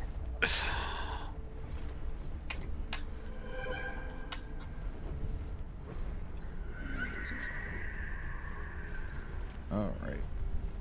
Okay. Alrighty, so Snegraj, you're up. Okie dokie. I'm going to remember this time, so let's attack with the line first so I don't forget. It is going to go for a bite on the cloaker in front of it. So let's do 25. That is going to be 13 to hit. 13 does not hit. Okay. It doesn't have multi-attack. It is just the bite. To pack tactics, no late pounce, and that's fine. Okay, that's it out in the way and done with. Let's go with Old Faithful, and we're going to hit it with a magic missile. Big missile. Good to go. So we're going to do it as a level 2 spell. All right. So we're going to do that as +2 to each of these. It's going to get interesting. So that's 4, 7, 8, 9, 10, 12, 16, 21, 24 points of damage. All right. How are you dispersing the darts? Um, How many darts are we talking? So we're talking 4 darts in total. Okay. So I'm going to chuck a couple out to start with, see how it goes, and then if I can sort of hold the other ones off and then launch them and try and spread it around the cloakers. You could target all of them because there's still 3 of them around. There's Okay, so three of okay, them yeah, around you. Yeah, so just spread it amongst and try and do 1 dart apiece, and then put back to the start of those 3 with the other one. All right, and it was 5 darts total.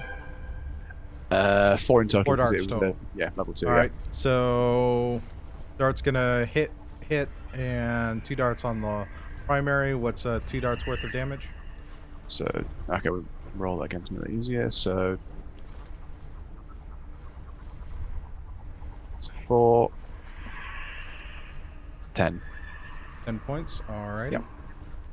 So the 2 remaining images vanished. There was only the primary one left, and he takes 2 darts of damage.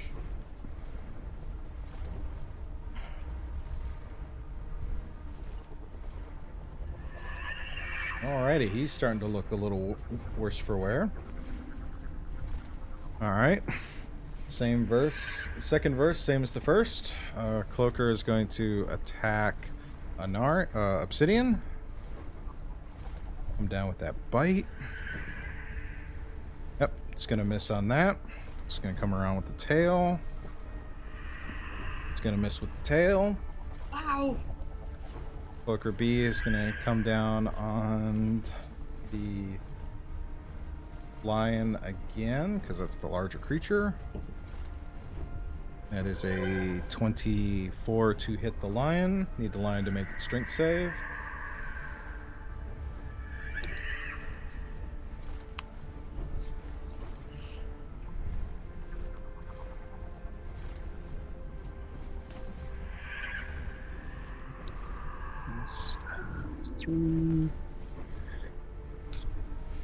Ooh, 22. Alrighty, it succeeds the strength save, but still takes 10 points of piercing damage. Unfortunately, the lion has just disappeared. So the lion vanishes and Snagraz falls into the snow. This is becoming a theme. Yeah. What just happened? Hey, let's go. Oof. Don't like the snow. Alrighty. Okay, so covers that. And gonna swing around with the tail on Snagraz, which fails. Alrighty. Leaves the last one, is attacking Anari. Is a 20, dirty 20 to hit. Yeah, that'll hit. Alrighty. That'd be the 10 points of piercing and the strength saving throw. And strength saving throw.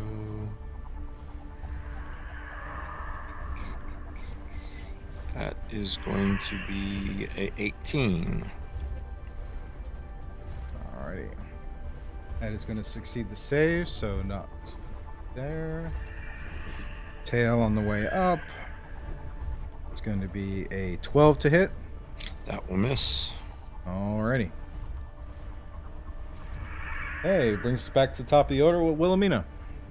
Okay, following Shrag's lead, I'm going to use my Circlet of Blasting and target 3 different creatures with my 3 different rays. And by creatures, I mean illusions. So the 3 around obsidian. Yes. Alrighty. Nice. Do you want me to roll d4s or d20s? Roll for your attacks. Okay. And we'll see if they hit, and then we'll go from there. Dirty 20. Okay. 16. Okay. And 26. All 3 will hit. Okay. All right. So d4s?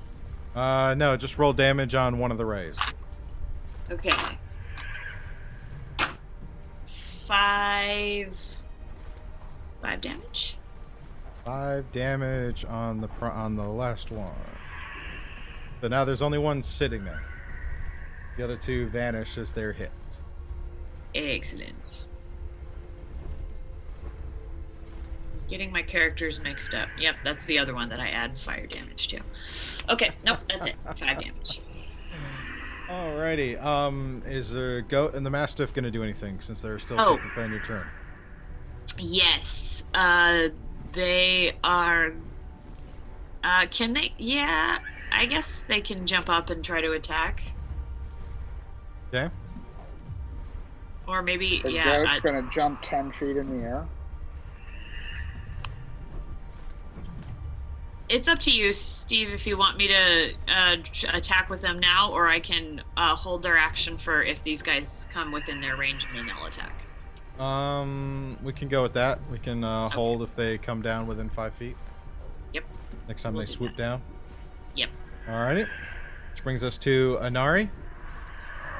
All right, so still targeting the one that was on me. 16 and 22 to hit.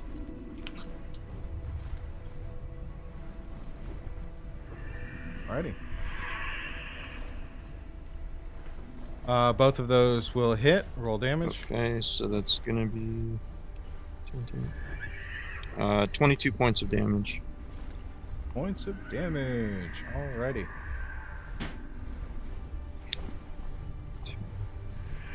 Okay.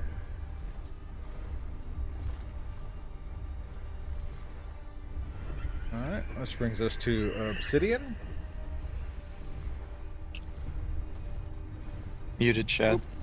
Thank you. I am going to hold my attack action so when he swoops down, I can hit him with my short sword. Because then at that point, will be within 5 feet of him, and I do get my sneak attack damage.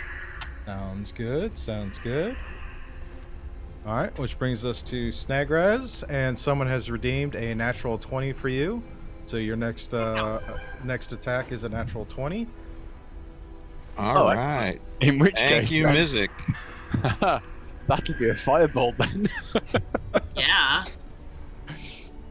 Thank you very much indeed. So that'll be a critical hit on a firebolt is 20 points of fire damage, plus then 2 per dice. Well, no, 2 dice rolls. That's an extra 4 damage, so 24 points of damage. Peter Cloaker. Alright. That's awesome. And yeah, that's a rank, fire bolt, right? Not fireball. Yeah, firebolt. Yeah. The Okay. 20. That was 24 points of damage. Okay. Yeah, that's gonna suck for it. Alrighty. And someone redeemed a inspiration for Anari. So Anari gets a D4 Thank you. inspiration. Desperation. Yeah, desperate. Inspiration, desperation. Yeah, we'll see how it goes. All Similar. right. Cloaker A is going to swoop down, and as it does, first off is the goat because it was higher in the initiative order. It's such a funny thing to say. So that is a 8, 9, 10, 11, 13 to hit. 13 unfortunately does not hit. Okay.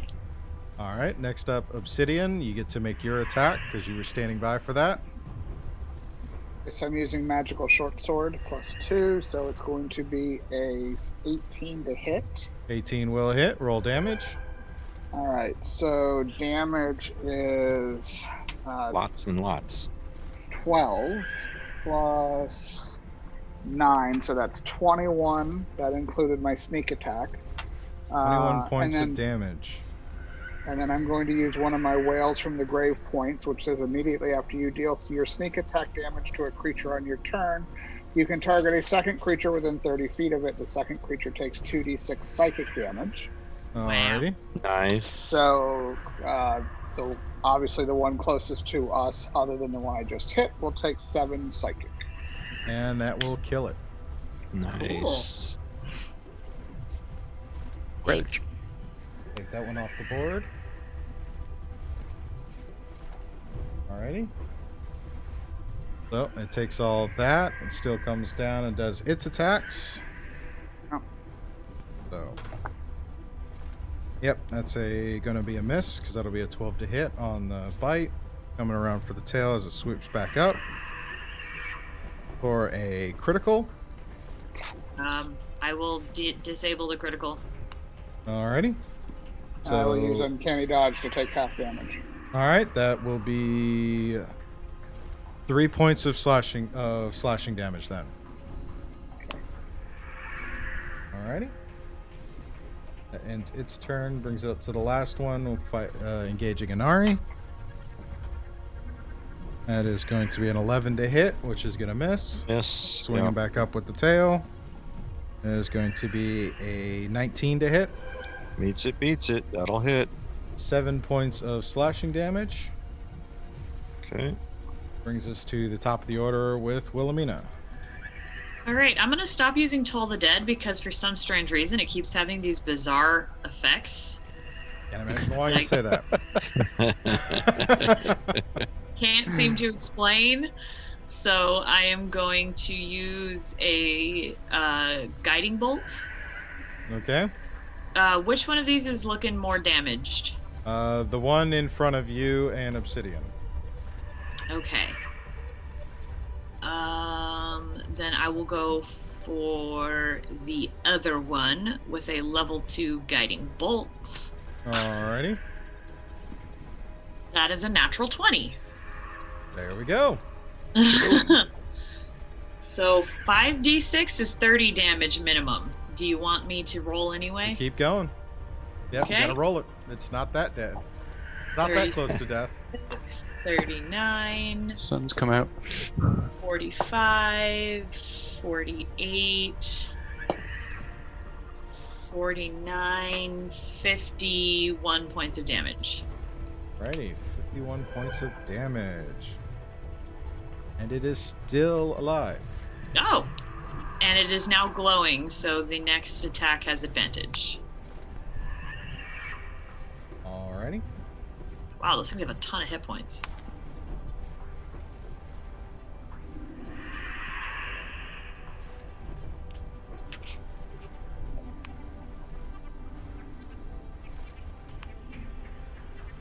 Hey. The bring it- Mastiff will run over to Shrag in case he Okay. wants a new mount. That's fair. Alrighty, which brings us to Inari. All right. It's going to be 25 and 27 to hit. That will hit. I thought they might. So that is going to be. What's your minimum damage you would deal? Well, the first is going to be 11 points. That's dead. Okay. Do I have a chance to shift aim to the other? You were attacking with the bow, right? Correct. Yep. You could shift your second one over. What's your Okay. damage on the second one? Damage for the second one will be.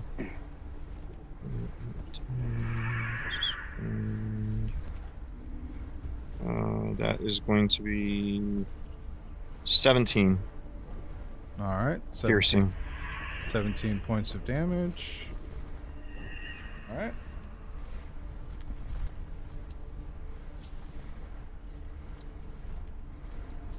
Alright, it's still there. Next up is Obsidian. Rinse and repeat. Hold attack action when it swoops. Alrighty. Next up is Snagraz. Okay, let's have some fun with this. So he's going to wind up with Blight, and he's going to mix up again a little bit. And this time it's going to be, let's turn it into fire damage. It's going to wither it to death with fire damage. So that's Alrighty. Constitution 15 saving throw. Let's just double check. I need to move first to get that. Makes the save. Cool. Okay. So it's going to be half damage. Measure that. Yeah, it's in range. It's fine. I need to move to get that. So that's going to be 8d8 plus the 2 per dice. 2, 4, 6, 8, 10, 16. So that's going to be 57 points of damage halved. Jeez. 27 points of damage. Alright, that one is Round dead. Blight. Ah. Alright, so combat is done. These other guys vanish. Wilhelmina's ability to teleport soon vanishes. Didn't even get to use it. Nope. I'll stick with my rogue so he can get sneak attack. Yeah, that's always a good choice. Alrighty, so that ends that. I try to teleport anyway. It doesn't work. No, it I'm like, doesn't. look, guys, look what I can do. It's not working. Hang on. I swear, a That's second great. ago I could teleport. Alrighty. Looks great. I'll use Oh my- my. Actually, I think I'll use my movement just to swing up onto the back of the Mastiff because the snow's cold on my feet. Yeah, very cold on the feet. That works. That And- works. Just in case that potion is a healing potion, what was the roll for the potion?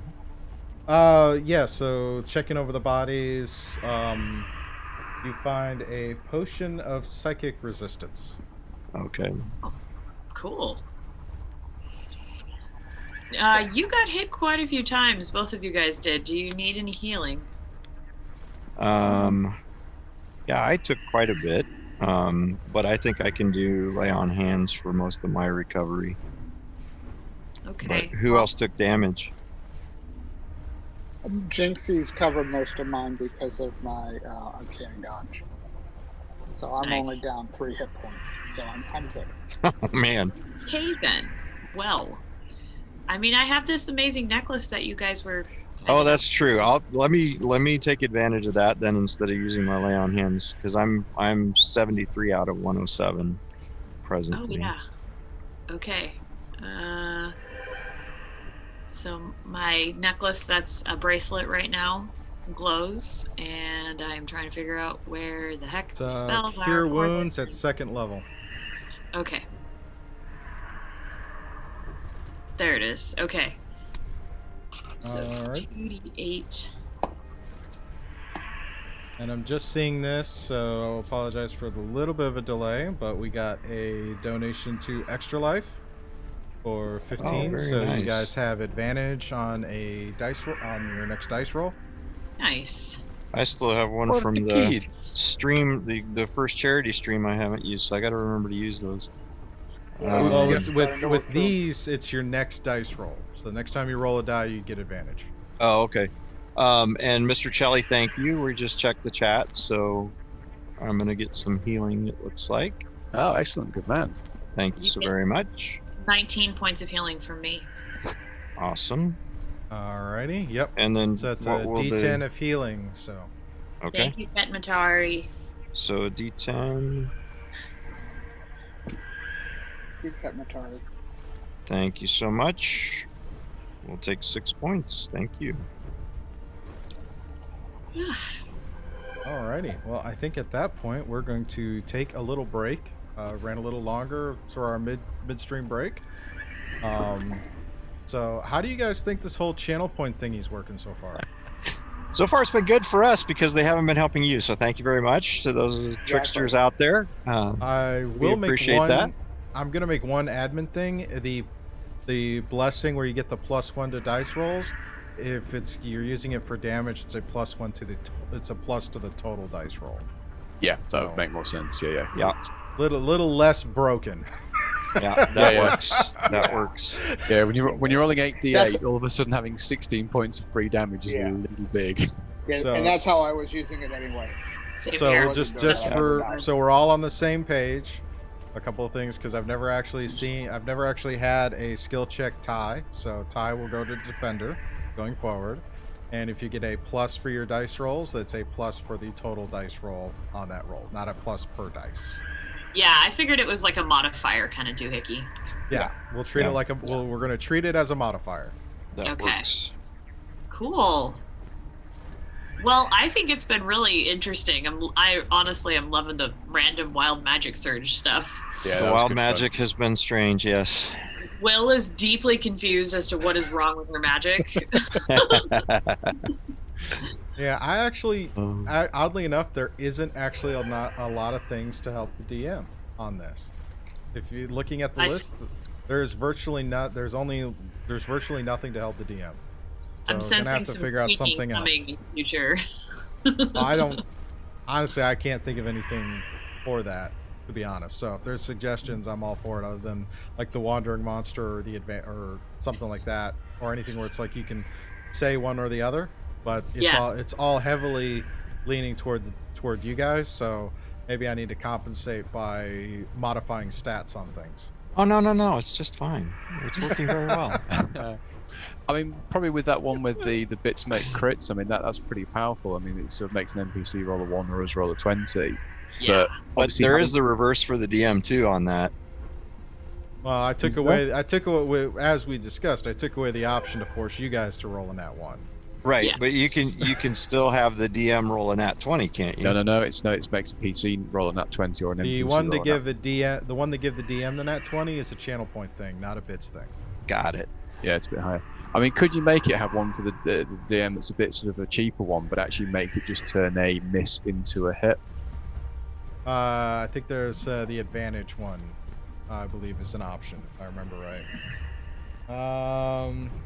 Yeah, you Oh, I wanna can make get. it- I think there's. I think I have a channel point funny, one too. for giving advantage. Channel point donation to make Inspector Logan more helpful in tonight's campaign. No. Signed, concerned citizen. Oh, that's funny. That is, you need to learn to ask the right questions. Sorry. Aw. I'll be honest. You got to ask the Oopsie. right question. But with that, I did get a couple of questions, so we'll answer those real quick, and then we'll take about 10 minutes and come back. Sounds good. Oh, actually, only one question so far today. And that was from Mr. Chili. Maybe I missed it. Are we starting in the mansion or in the town? No, today we started in the mansion, which is where they left off last session. They're heading into town to speak with Tinkerbell and see how valuable those books are. If anyone has I want- questions... Huh? Go I ahead. want to harvest the cloaker skins because I have a Okay. feeling Tinkerbell might like those. All right. Go ahead and give me a survival check to harvest help. those. You're helping, I'll help so I her. get I'll help advantage. her. Get advantage, plus you have... well, you got advantage anyway because you're rolling a die. Okay. Well, Well, that's true. It was on your next die roll. perfect. Then fine, I'm not helping her. I got this. I got this. That is a 23. All right. Yeah. It takes you a couple of hours if you want to sit and wait, but you can go through and harvest up all of the... start breaking down the field stripping all the cloakers. There's 4 of them. Excellent. And as she's finishing with the bodies, I'm taking the bodies and using Druidcraft to burn them. While they're doing that, are we And- okay to take a short rest then? That was going to be my question. Yep. You're good to Out of take my a head, short John. rest. You're good. You guys are good for taking a short rest, and with that, we will take a break, run a couple of ads, and come back. Oh, bean. See y'all in a minute. Okay. It's funny. I was starting to get a little bit worried. Yeah, well, we'll see what happens on the next thing you guys fight. So we're back. It's fun. What's Kit Matari's question? What Syrinscape is that? It's totally awesome and immersion in stereo. That is dun dun dun from the Mountain Pass sound set. The scene is lots of wildlife about. So little tumbling pebbles, some bears in the background, some other animal life. Some cloakers, nothing. Well, you killed the cloakers, so now after by the time you guys finish your short rest, things are kind of returning back to semi-state of normal along the pass. So if I'm thinking and remembering back to our conversation with the madman, he said he sounds like, or it could be a cloaker, but the shadows we were looking for were probably higher than a cloaker could fly. Mm-hmm. So we have then reason to assume these are not the shadowy creatures that we are looking for, correct? Roll a history check. Oh God, how good am I? And I was gonna say that would be for me and Obsidian, right? If you want to roll from having talked to the madman. Yeah, if you want to do that as well. Yeah, you probably want to roll it. 17. Well, you still got a stack of inspiration things stuff, right? Oh yeah. Oh, you know what? To use it. Oh wait. We get advantage on the next die roll. Oh, that's right. We get advantage on the next die roll. That's See? not much better. Oh wow. I have a 16. The last one was a 2 before I added anything. So dirty 20 for me. All right. Yes. Thinking back to the description you heard and whatnot, the shadow, the living shadow that the madman was referring to is much larger than these cloakers. Okay. So we're dialing in on what this could potentially be. Just don't know yet. Yes, right. We're looking at griffins, manticores, and dragons left is our thought process. That was the description from the first go round, yeah. Yes. How far are we towards? And we were going towards the west town, right? Yeah, that's the Tinkerbell was in the west town. Yeah, yeah. And did you determine those town names? You said you were going to use the module names. I was just going to use the ones in the module, just to make. Do you know what easier. those are by chance? Just so I can write down for my notes. Yeah, 1 second. I'm okay. We'll ship you a manicore over to Tide the Wild Mount when we find it. The western town is Magnamore, Magnamor, and the eastern town is Derapis, Derapis. Derapis and Magnamore. Very good. We have names now. I like it.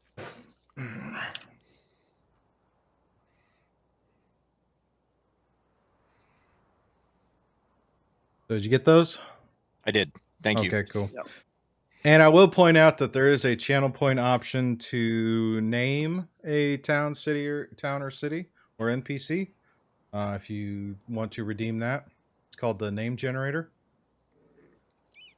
So that is an option for channel point stuff going forward. If we come across an NPC that doesn't have a name or a town that doesn't have a name yet. Like it. So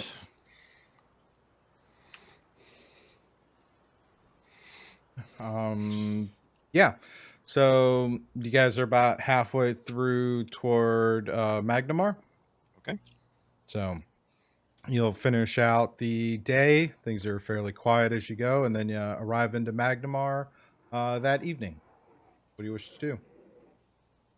What time? So if we head to Tinkerbell, is it still open?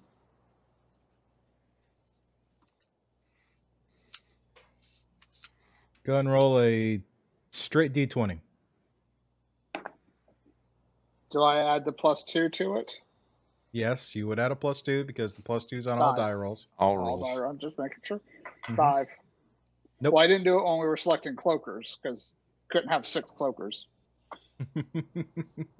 So I didn't know. That's what I was asking. Maybe I should got a start five. doing. Maybe I should apply that to me too. All die rolls. All die I'm rolls. thinking no. I'm thinking that's fair. You get +2 on all die. I get +2 on all die. That's The fair. point It that balances it. the point there is then that there's really no advantage to either. So why have the +2? Ooh, that's a good Guarantees point. successes. Or higher probability of successes. Okay. Anyway, it was either a full, You're the DM. You're the DM. You're the final authority. I'll let you make the. Let you make the decision. it was a whopping 5. Ooh. No, her shop is closed by the time you guys arrive. All right. So we go to the tavern. We'll go to the tavern and seek our usual establishment for lodging for the evening. Alrighty. And when I walk in, I do want to scan and see if our hooded figure is With the around. green eyes. The Emerald Lady. You want to see Yes. the Emerald Lady's in town. All right. That will be a investigation check. I don't see squat.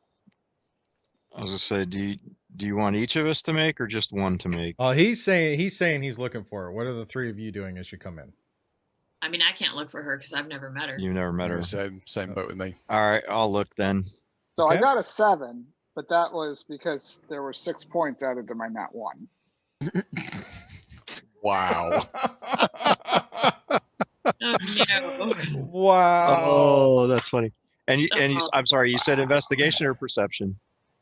That'd be investigation because you're looking for a specific person. Specific person. Okay, cool.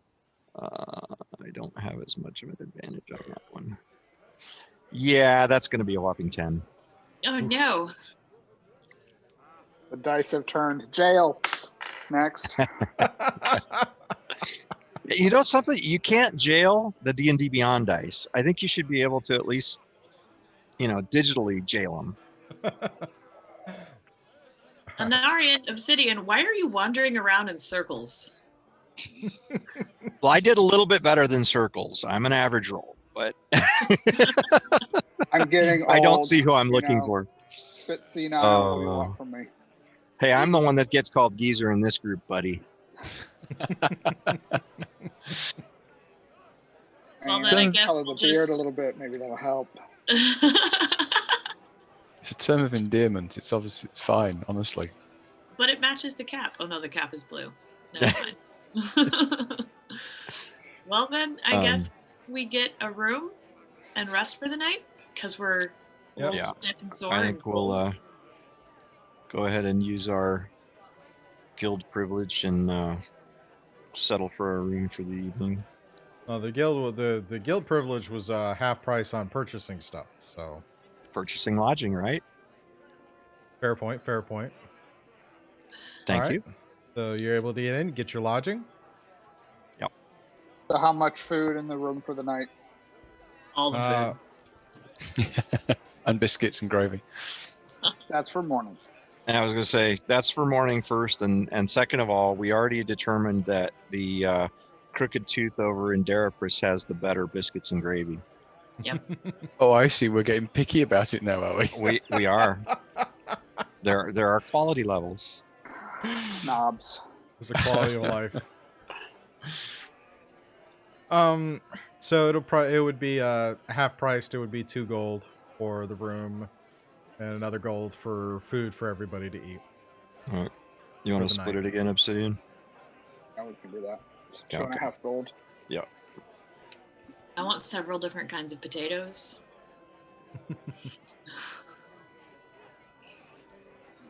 Potatoes are the most versatile food ever. Do you want jacket Yes, yes, they potatoes, are. boiled potatoes, dauphinoise? Fried, smashed, hashed. And yet, really, you're just eating the same thing, but it all tastes so different. Boil them, fry them, cook them in a stew. In a stew, yeah. Potatoes. Yeah. Love it. No, not moldy. Not moldy. No. It's cheese, not potatoes. Yeah, definitely eat the green ones. Mm. That's fair. Okay. So night goes on. Morning comes up. Anything you wish to much do for before you breakfast? take a rest? Oh, you're still The, back at rest. the evening Sorry, I'll before, shut up. yeah, no. Yeah. If there's I nothing, didn't if there's have nothing anything. anyone wants to do, then we'll just fail over a long rest. Next morning, coming down. It's a morning. Not a lot of Breakfast. people in the common rooms hanging out. Food. We'll Yeah, grab do- breakfast while Do we're breakfast. Of course, your the normal breakfast spread is there with eggs, bacon, breakfast beers, hearty pastries and stuff for So the it's gonna cold some climate. rum. be a gold. Yeah, be another gold for the morning meal. Okay, Really Split it. strong coffee. split that.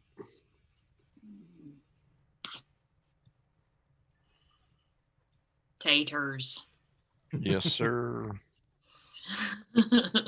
All right. So Shaggy's going to go over to Anarian and sort of say, well, "You're always paying for things. Here, have some gold." And he'll hand over 3 gold because so far he's not got an awful lot, but you guys seem to keep on paying for stuff, and he doesn't like not paying his way. I'll tell him that we're taking this from our treasury fund. So keep your own personal for yourself. This is Yep. for the group. It's like, When we oh, adventure, we'll take part of it and put in the treasury fund. Yeah. Well, every time we get treasure as a group, then we'll divvy it up, but one portion will go over to the group fund. oh, cool. So what he will do is, obviously we got some spell scrolls last time around. Now, if there is a kitty coin, there's a couple of spells that you can't do just yet. There are some of the spells to be scribed, so he'll probably take that with you at some point on that for the cost for it. To scribe a spell into your book. Yeah, so I get The half. rate is 50 gold per level of spell. Yeah, so I get half on that because of my class ability. So I think there's 2 75 gold piece spells, a 50 and a 25. And the gear spell at 5th level I can't yet scribe because I can't cast 5th level spells.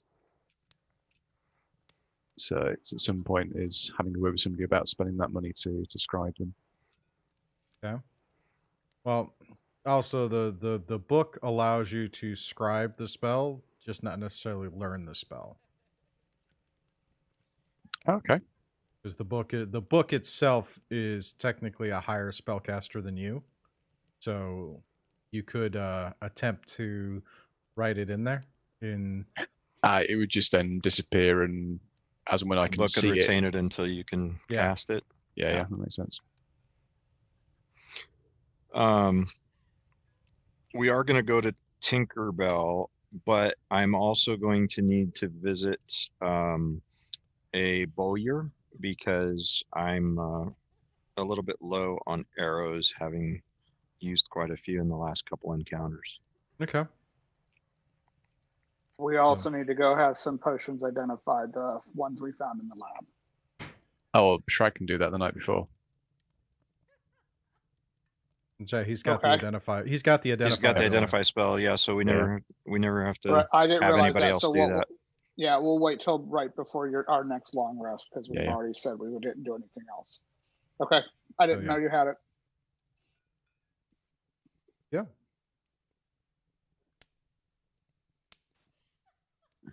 All right. So go And to look at Will and ask her if she needs any spell components. We could probably. We need diamonds. So we go look for a jeweler. Well, it's a more. It's still a magic shop because it's a component thing, not necessarily a jewel. You need what? What diamonds do you need? 300 gold diamonds. Okay. How many do you? Oh, it looks like I have 2 actually. Okay. So maybe not. Okay. Let me go Do through you my need list. any other components? Yes. Let me go through my list and see. Okay. So we'll start at Tinkerbell's and we'll work our way out. Okay. Yep. All right. While you're So looking. you guys go and visit Tinkerbell, the little gnome artificer. The today's hairstyle is one pigtail is pink, the other pigtail is blue. Nice. Why is she so adorable? Yeah. I don't Blue know. pigtail. So you come in and she greets you and asks how things are going and whatnot, and asks is kind of surprised you're back so soon. We have something for you that we think you might be interested in and could maybe put towards our cloaks. Really? Okay. What you got?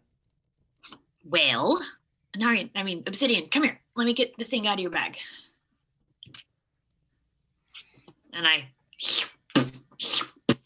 put all the different squishy skins on her counter.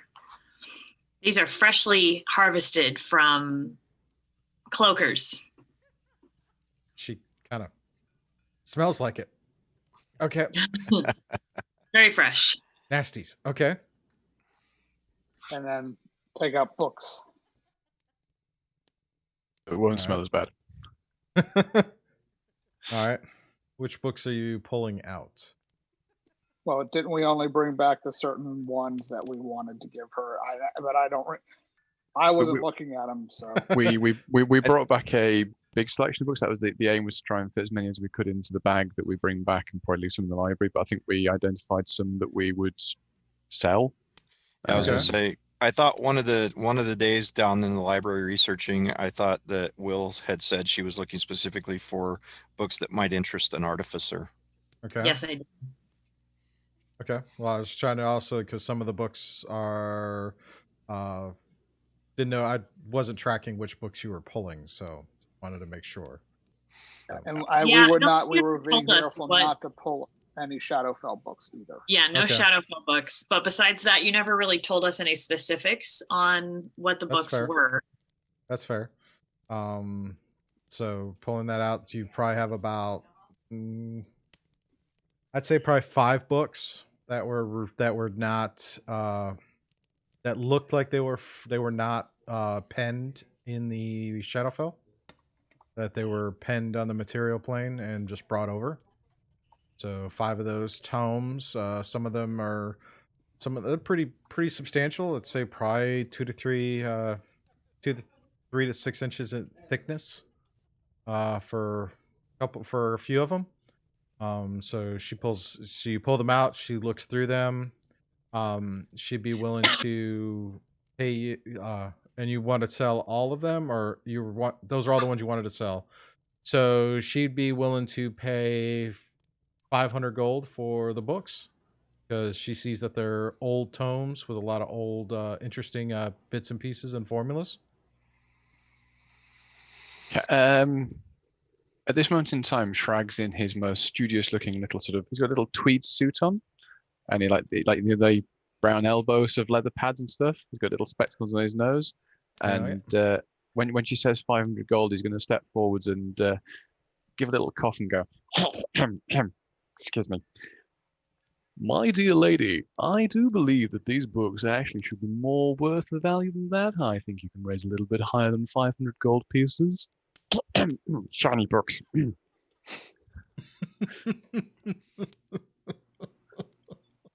Just blinking The at comedic Shrek. value alone gets you bonus points. Wow. You've all seen Gremlins, haven't you? With the one that does the interview with Grandpa. Mm-hmm.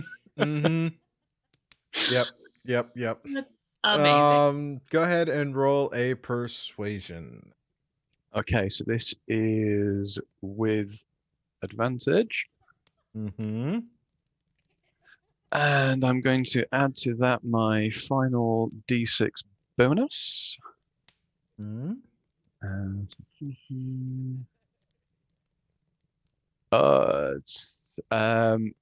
Okay, so that's 14 plus the 2, so that's 16 plus that's 22 plus another 2 for the dice, that's 24 in total. Okay. She looks at you. It's kind of cocks an eyebrow at the very interesting tone of voice you took, and kind of smiles. This is, yes, that's why I'm offering you 500. Oh, okay.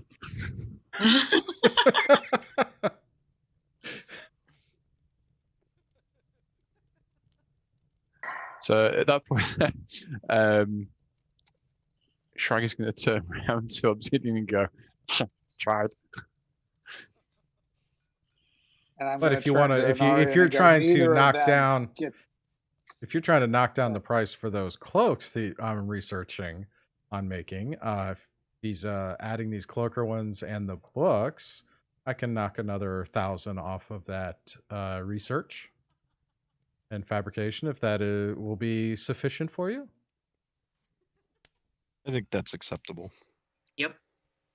All right. So she takes the books, carries them back, comes back, kind of picks up one cloak at a time, or cloaker skin at a time, and takes it to the back.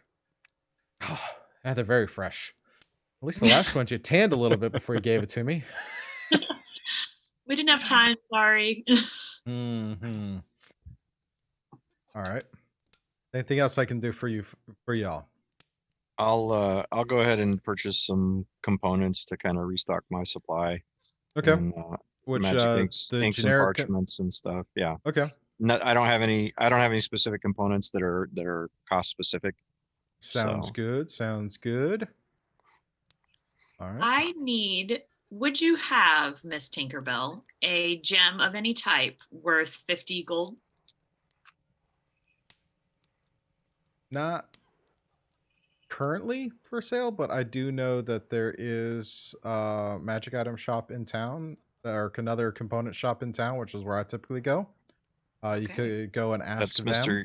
Jorgensen's, I believe. Jorgensen focuses on climbing gear and things for traversing the mountains. This is something more of a general use, because most like it's a pair of sisters that run it. One's more of a apothecary type thing for healing things. The other one is more of the destructive type. So they make a good team. One destroys, one restores. Very strange. What's the name of the shop? I was gonna say, because I had down Magic Shop was the Blue Lizard Man from Jorgensen's Jorgensen's. Magical Way. Jorgensen's Yes. Magical. Jorgensen, but looking through his, Jorgensen focuses mostly on exploring and climbing. Okay. And kind of out in the wilderness stuff. Describing what you're describing and what you need, that's probably more she's deferring, because this other one tends to have a lot more of that stuff that she sells to the other people for their crafting. I just wanted to make sure I hadn't noted it down incorrectly. No, you're good. Focuses when we on start getting the world destroying and anvil stuff creating? created, So- all of this stuff will start getting fleshed out much better. Yeah. So the Apothecary and Destructive Sisters, do It's a they pair. have names? One is not off the top of my head, but I will Okay. give you those Fair, names. fair enough. But they're a very interesting duo. They've been in town for a very long time. But they generally keep to themselves. They have a shop more or less on the northern edge of town. Okay. All right. I'll how much for the restock? The restock will be about 3 gold for all Okay. the various minor supplies that you're looking for. Very good. I will account for that. All right. And she also gives you a reference to a bower, which happens to be the same blacksmith dwarf that you talked before. That we've already talked to.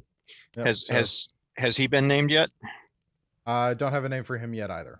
So Very good. No if worries. people want to claim some channel points to suggest some names, if not, we will work on getting those names out. Sorry, I don't have a off the top of my head list right now. It's good to go. So I'll swing by the bowyer on our way to the shop on the north edge and purchase some arrows to put back into my supply. And I'm going to actually, since I do have that quiver Lona, I will go ahead and purchase some extras to keep in there. That's good. And it's almost 1 o'clock, so this is where we will cut it out for this week and pick up again next week with going to visit the magic shop and the sisters. All right. Which I'm sure is going to be quite the experience, because they're got a couple ideas of who they're going to be. Oh. Need to make a note. As long as it's not a coven of hags. Nah. Nah. Well, you gone and said it now, haven't you?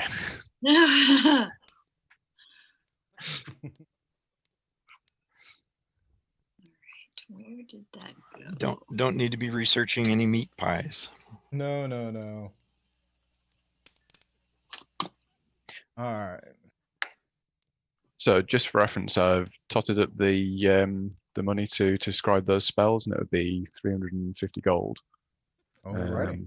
So, then we want to do that at some point, whether it become out the joint fund or whatever. How do you guys want to handle that? So, Shad, you're keeping the joint fund, correct? Not yet. Okay. We had actually never even really funded one. Cool. All right. So We should sounds probably like do a that conversation offline. offline. Yep. We'll have Yeah. that conversation offline. Go for Yep. next time. That's cool. That's fair. So, as I know we got kind of a late start, rocky start, because all this new channel point and view interaction stuff. But how did we think the session went today? Pretty good? Yeah, it was good fun. It definitely mixed things up a bit with the combat. It's Yes. It's going to make life very interesting, I'm sure. So trying to flip through and watch everything as it comes through. It's quite interesting. And got a number of things to read through on the activity list. Let's start at the bottom, work our way up. Bernardo Pavia, thank you for the sub. Dish Pickle, thank you for all of the bits and the sub that you gave us. Fox Moss Fowl, thank you for the follow.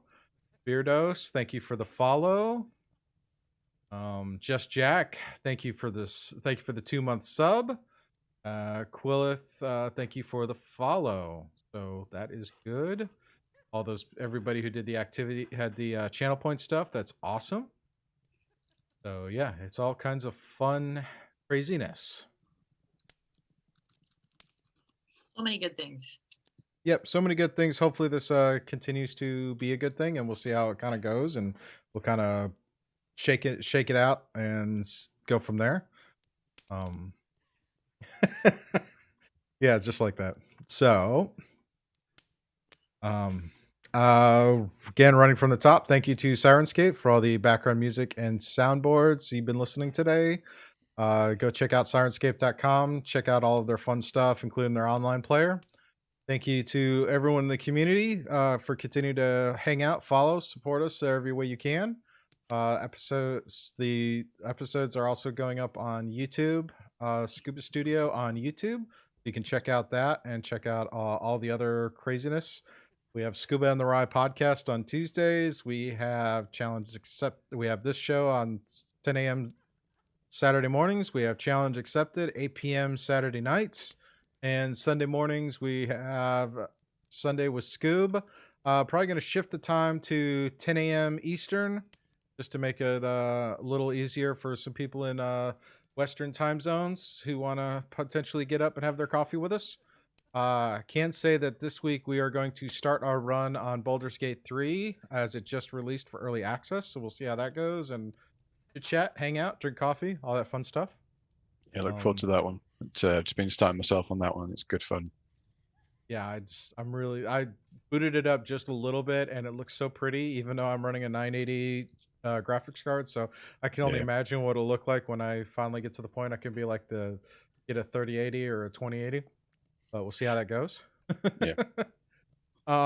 Thank you to all of you for hanging out with us this early in the morning. I know it's early and some of us needed grab our coffees to get functioning. So I don't believe this. All good fun. Or as I would like to say, I think you're all a jolly good bunch of people to play with. Oh my God, Shrag's new voice is so funny. It's going to be interesting, I'm sure. So things are Not starting to. expecting that. Yeah. But if you guys don't have anything for me, then I would say, as you have anything or all good? Yep. All good from this side. Sweet. All right, then I will wish everyone out in the chat and the interwebs. Thank you for hanging out with us. We will see you tonight for Challenge Accepted, 8 p.m. Eastern. With that, yes, or are you just waving? You're waving, aren't you? Just waving. Okay, just waving. Shiny, what? Elbow, what? elbow, wrist, wrist. Elbow, elbow, wrist, wrist. All right, stay safe, love each other, and don't forget, if you haven't registered to vote, get out and vote. That time is coming, and everything's on the line, so definitely do that. And we will see you on our next one. Good night, everybody, or good day, everybody. Bye.